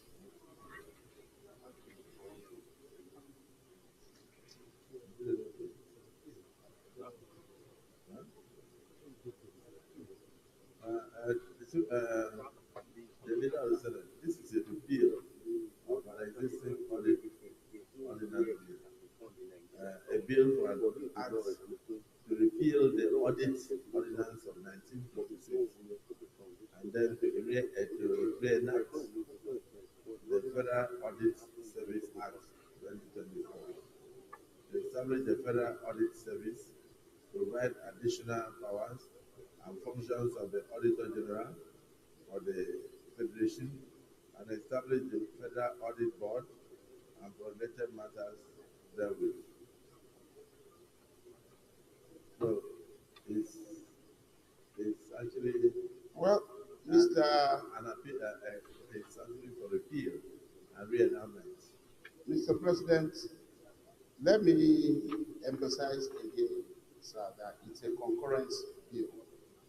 Number two, it's also a new bill to the extent that this is supposed to be a reenactment of an ordinance of 1956, which, for the record, I must inform, is nowhere to be found, not even in the office of the Auditor General of the Federation. It was an ordinance made in 1956. Nowhere to be found? Nowhere to be found. It's not in our law books, and is not in the office of the Auditor General. This was what made our colleagues in the House of Reps to come up with this bill. And then, of course, it will have to be... Just a single leader. Senator Shumole, you want to make a comment? Mr. President, sir, you have time and time again reminded us of the need to have copies of draft bills so that we can study them. It is not for nothing that we have legislative assistance. So that by the time we come here, we have digested the draft, make notes, and come here to argue on the basis of knowledge. Mr. President, with profound respect to the leader of the House, he has even complicated the matter. How do you repeal what you don't know? I think that the Auditor General is not the last office to check.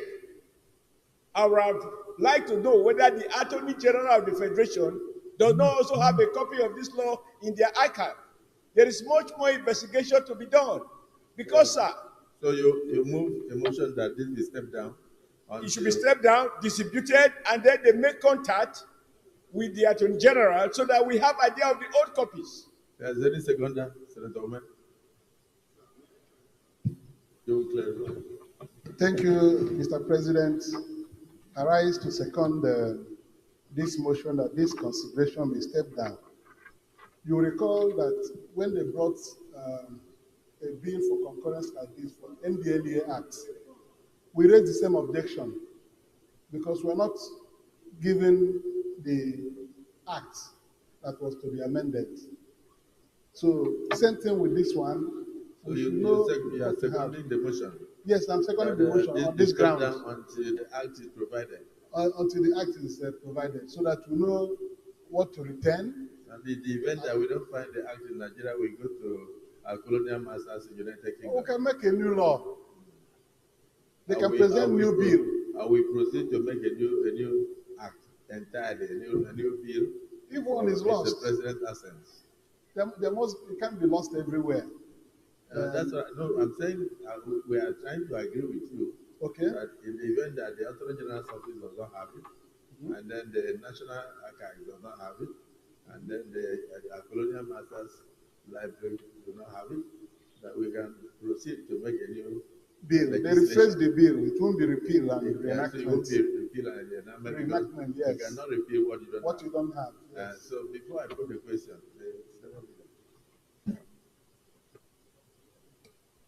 Thank you so much, Mr. President and distinguished colleagues. Let me first clarify, because I listened to most distinguished Senator Adams Aliyu Oshiomhole, His Excellency. This is not a bill from Senator Michael Okpeyemi Senate. This is a bill from the House of Representatives already passed. And it is my responsibility as the leader of this Senate to present the bill for our concurrence. Anything can happen because of concurrence. We may choose to debate, we may choose to step down for another legislative day, we may choose to just go about it whichever way that we consider to be in overriding public interest. However, it is my responsibility to present it, and that's what I have done. Secondly, let me also say, sir, if we are stepping down, we must know why we are stepping this thing down. We cannot be stepping down just for the purpose of us wanting to go and look for the bill. The House of Representatives as an institution had dealt with this. What is at stake is that they are trying to repeal a colonial law which cannot be found anywhere in our law books, including the Office of the Auditor General, where it's supposed to be implemented on a daily basis. And the House of Reps had dealt with this issue. What is important, Mr. President and distinguished colleagues, is for us. If we can't take it today because distinguished senators are just getting copies, I have no problem about that. But it cannot be for the purpose of us wanting to go and find, this law wherever it is, because it is not on our record. And Mr. President, you did very well. Even though you said it like a joke, but it was a very patriotic joke and a very patriotic answer. If we can't find it, where do we go? We go to our colonial master to go and say, where's a copy of the ordinance we passed in 1956? That cannot be the reason why we are stepping it down. It can only be because members of the single senator need more time to go through it. It's a very important law. House of Reps has gone beyond this level of debate. They had dealt with this, they had agonized on it, and they had come up with a bill. And it's a stakeholders bill, Mr. President, because they had to discuss with all the relevant stakeholders in government. And they felt that because there's a lacuna that needs to be filled, this bill must come up. And this is a bill that is drawn to fill a lacuna. And if we cannot take it today, I have no objection to it. But let it not be because we have to go and find a bill that people have spent years looking for. The leader of the Senate, there is no need to blame us. You were not in the House of Representatives, and it takes two hands to clap. The essence of coming here is for us to do a good job. let it not be that after we have done the job here, the bill is, the original enactment is found, and then it's totally not in consonance with what we passed. So the members are right. The senators would like to compare the original legislation with what is being repealed now and what is sought to be reenacted.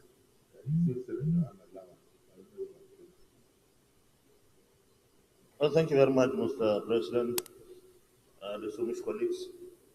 Mr. President, I raise my hand to speak on this, to make some comments, or maybe give a guide, because I served as Chairman of Public Accounts Committee for 8 years in this chamber from 2007 to 2015. And we came up with this bill several times to get it passed. The fact that we are not able to find the law itself makes it mandatory, Mr. President, that we should go and look for it. We cannot pass a legislation that replaces a legislation that we have not seen. So I agree with the opposition completely, and that and of course I understand what the leader was saying. Let's tarry a while. We do the searching ourselves. If the House says it has not seen it, we go on search. But I would also suggest that we can do on individual basis. All the previous auditors general, if they don't have it in their offices here, one or two may have. Let's find, I will do my personal side as well, but we have to find the original law of 1956, because what we are trying to do here, Mr. President, is supposed to turn around the fight against corruption in Nigeria. This bill has been frustrated by so many previous executive arm of government, because this is one bill that will give autonomy and independence to the Auditor General's office. And I dare say that if the Auditor General has that autonomy, he can fight economic sabotage probably more than EFCC. So we should do whatever it is, like you said, to get the law of 1956. Even if it means talking with London, because it will be there if it is not in Nigeria. But I know that we had a copy before. I don't know why it is today. Thank you very much, Mr. President. Thank you. I'm also of that opinion, because if you look at it, it's even, it's here they said Audit Ordinance of 1956, not 1951, not 1957, which means in 1956, that was when it was passed. So definitely by the time we go through all the ordinances that were passed by the colonial masters in 1956, we will definitely come across it. So I will enjoin all the individual senators and particularly the Public Accounts Committee to also look into this so that we can have the benefit of knowing what was in the original legislation and what we are seeking to repeal. I agree that what they are saying is that it is a concurrent bill, but we have agreed here that even concurrent bill, that we should also look into it in case there is something for us to tinker with for the benefit of Nigerians, because a bill is a bill. A bill is a bill, so, and that is the essence of the Senate. The Senate is a stabilizing chamber. So we must make sure that when something goes out here, that has a concurrence for the president to sign, that it is something that can stand the test of time. So is it the view of the Senate that if we step down until the original ordinance is found, those in support say aye, those against say nay. The ayes have it. Leader of the Senate, next item. Thank you, Mr. President and distinguished colleagues. May I first, Mr. President, move pursuant to our order 8/3 that time for our sitting be extended to enable us see beyond 2 p.m. so that we can deal with other matters on the other paper. I so move, Mr. President. Yes, the minority leader. Mr. President, distinguished colleagues, I support the motion that the Senate will extend time to enable us to conclude the other items on the other paper. I so second. Distinguished colleagues, the motion has been moved and seconded that this Senate will extend the time beyond 2 o'clock for our sitting. Those in support of the motion say aye, and those against say nay. The ayes have it. The Leader of the Senate.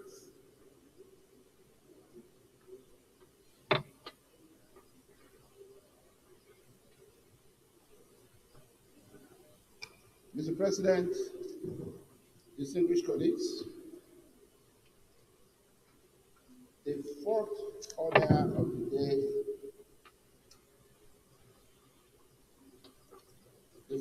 of the day is the presentation and consideration of the report of the Committee on Communications on the confirmation of the nomination of the following persons as listed on the order paper for appointment as executive commissioners, stakeholders management, and technical services of the Nigerian Communications Commission, NCC, respectively. Distinguished senators will recall that the request was referred to the committee on Wednesday, 15th May 2024. Mr. President, you may wish to invite most distinguished Senator Bilbis Aliyu Ikra, Chairman of the committee, to move the motion for the presentation and consideration of the report. Distinguished Senator Bilbis.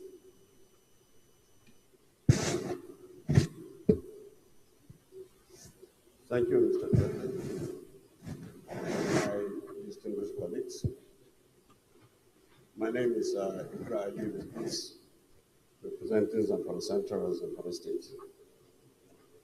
Your Excellency, I rise to move the motion that the Senate do receive and consider the report of the Committee on Communications on the screening of the nominations for the confirmation of Barrister Remini Haraya Makama as Executive Commissioner, Stakeholders Management, and Engineer Sunday Abraham Oshademi as Executive Commissioner, Technical Services of the Nigerian Communication Commission.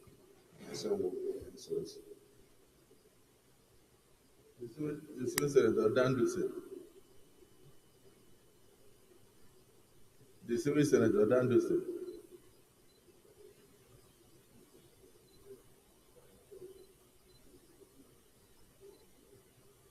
Distinguished Senator Dandusi.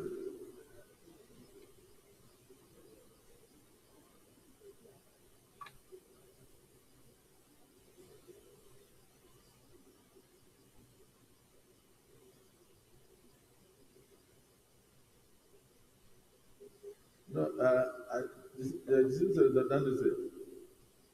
I explained to the son, I explained to him that the motion has been moved and that is to second the motion. That this report be now presented and received by the Senate. So,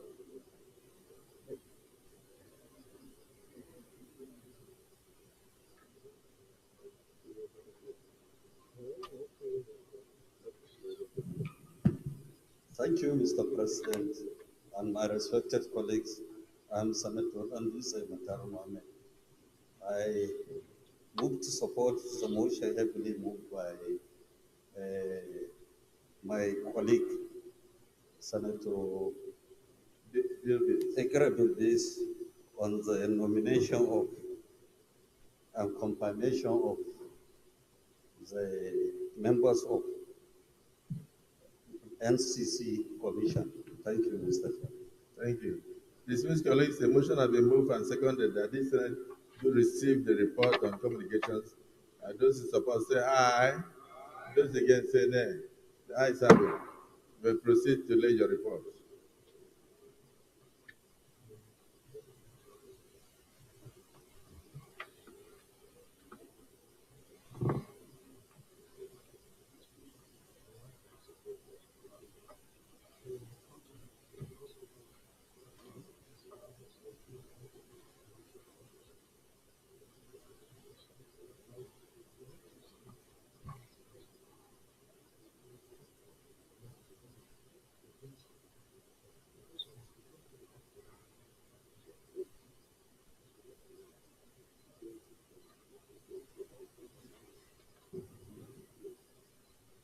Please, Senator Davis,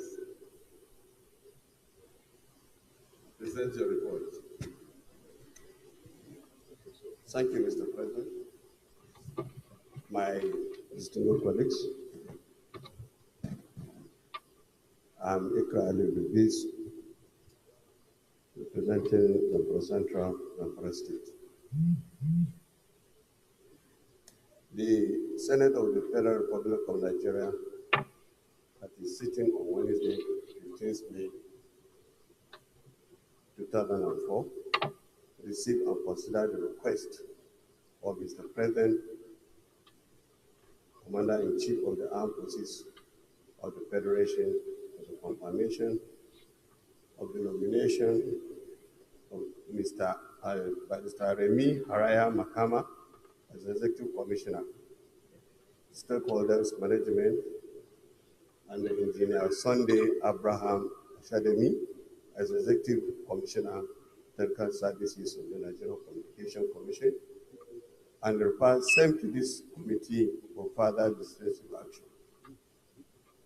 The nominations are in consonance with the provisions of sections 5.2c and the 8.1 of the Nigerian Communication Act 2003.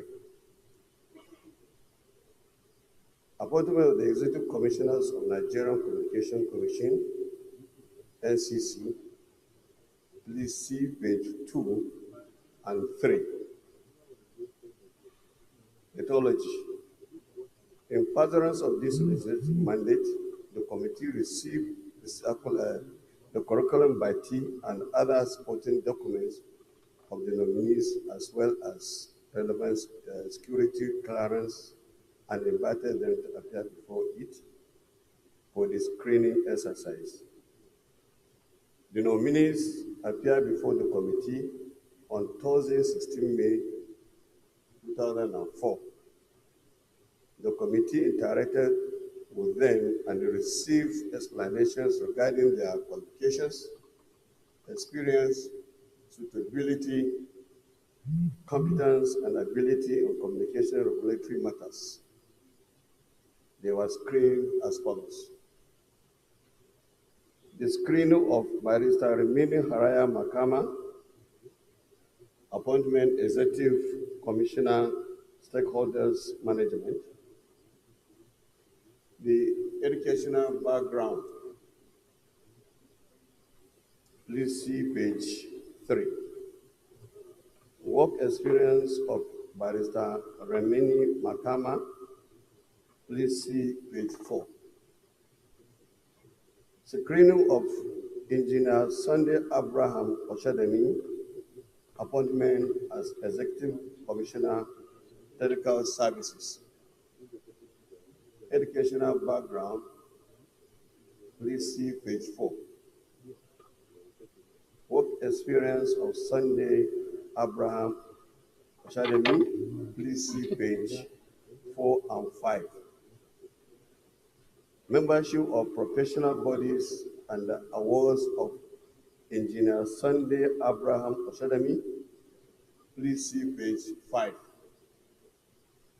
Work experience of Sunday Abraham Oshademi, also please see page 4 and 5.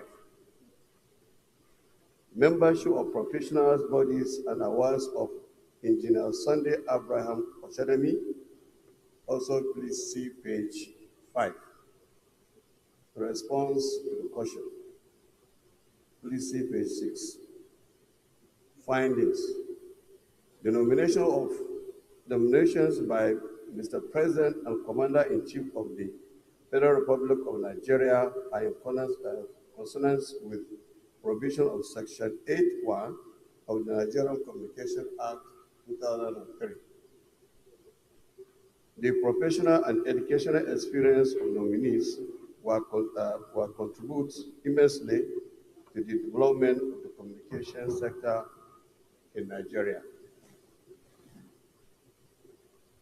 Vetting inquiries conducted on the nominees to ascertain their competence, credibility, and suitability for appointment as executive commissioners of the Nigerian Communication Commission were favorable.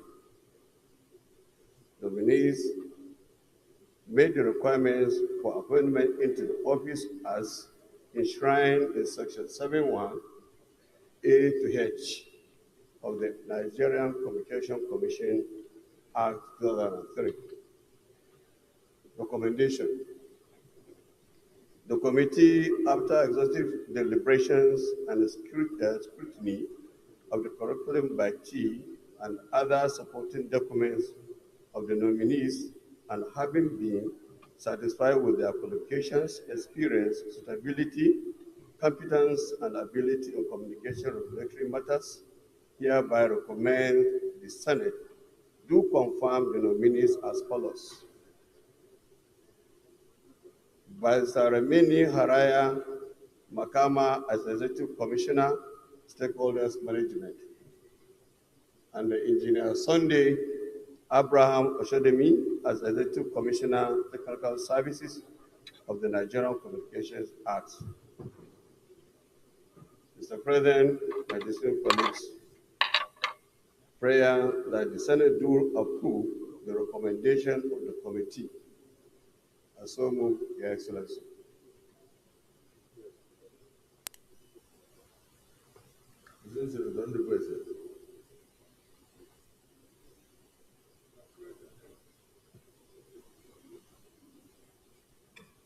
My name is Senator Engineer Patrick C.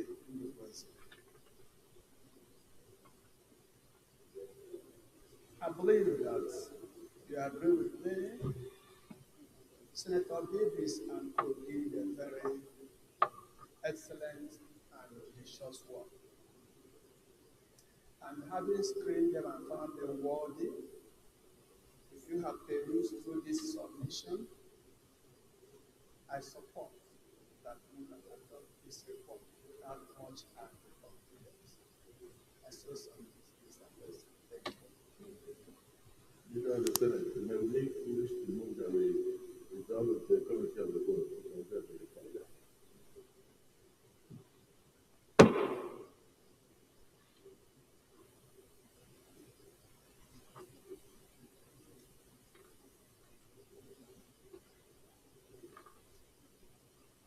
Mr. President, distinguished colleagues, I rise to move that the Senate resolve to committee of the whole to enable us consider this report. I so move, Mr. President.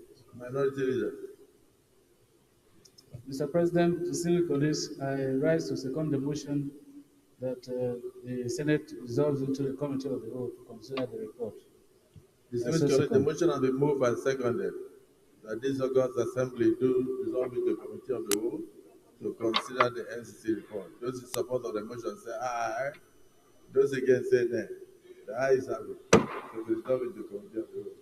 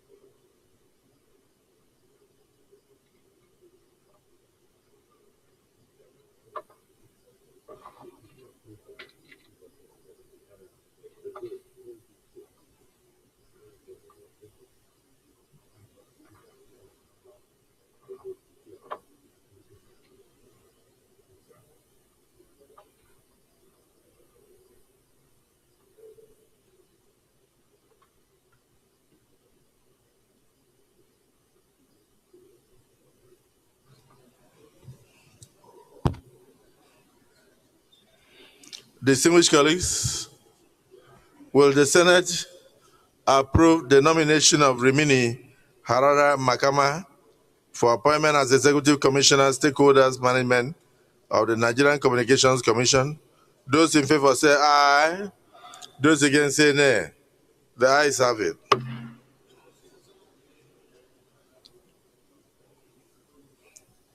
The appointment of Rimini Haraya Makama is hereby approved as Executive Commissioner, Stakeholders Management of the Nigerian Communications Commission. Distinguished colleagues, will the Senate approve the nomination by Mr. President of Sunday Abraham Oshadami for appointment as Executive Commissioner, Technical Services of the Nigerian Communications Commission? Those in favor say aye. Those against say nay. The ayes have it. The appointment of Abraham Oshadami as Executive Commissioner, Technical Services of the Nigerian Communications Commission is hereby approved.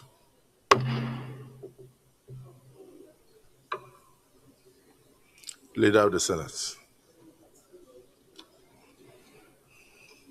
Thank you, Mr. President. Very distinguished colleagues, I stand to move that the Senate revert to plenary to enable chairman of the Progress. I so move. Thank you. Minority Leader. Mr. Chairman, Mr. President, sitting as Chair, distinguished colleagues, I rise to second the motion that the Senate reverse to plenary to enable the Chair report progress as a second. Thank you. Distinguished colleagues, the motion has been moved and seconded that this August Assembly do revert to plenary for the Chair to report progress. Those in support of the motion as moved say aye. Those against say nay. The ayes have it. So we revert to the plenary to for the Chair to report progress.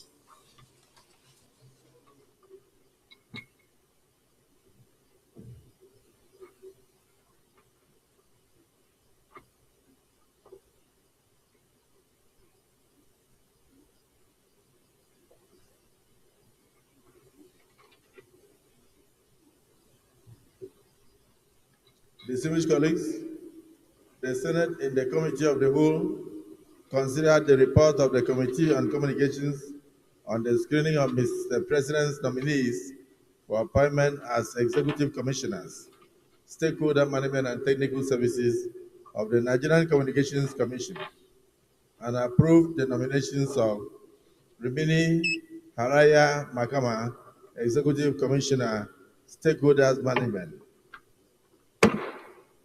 Also approved the nomination of Sunday Abraham Oshadami as Executive Commissioner, Technical Services. Distinguished colleagues, is this a true reflection of what transpired in the Committee of the Whole? Distinguished colleagues, is this a true reflection of what transpired in the Committee of the Whole?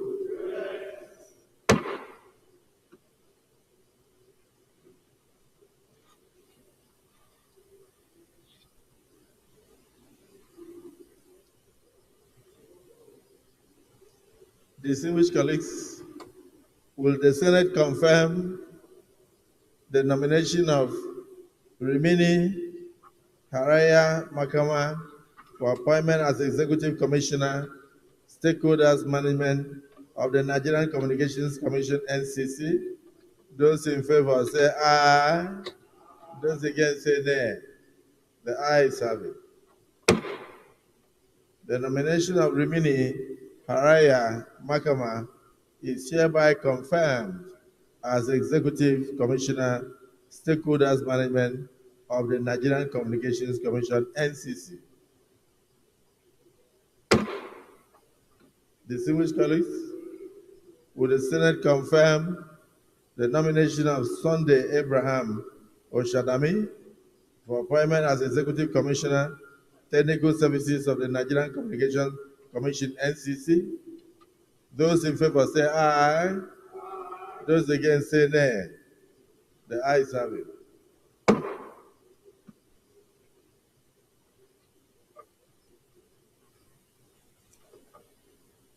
The nomination of Sunday Abraham Oshadami is hereby confirmed as Executive Commissioner, Technical Services of the Nigerian Communications Commission.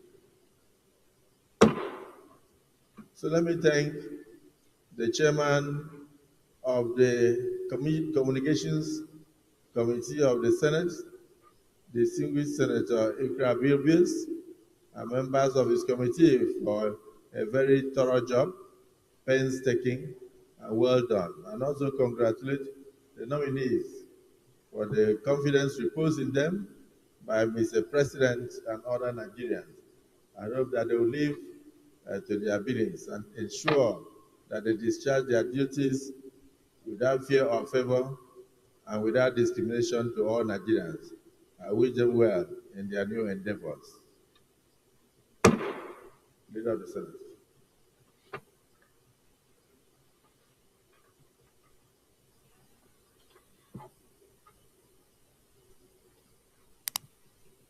Mr. President, very distinguished senators,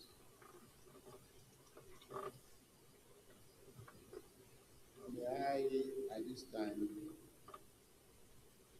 move that the Senate goes into a closed session to enable us to deal with some urgent developments.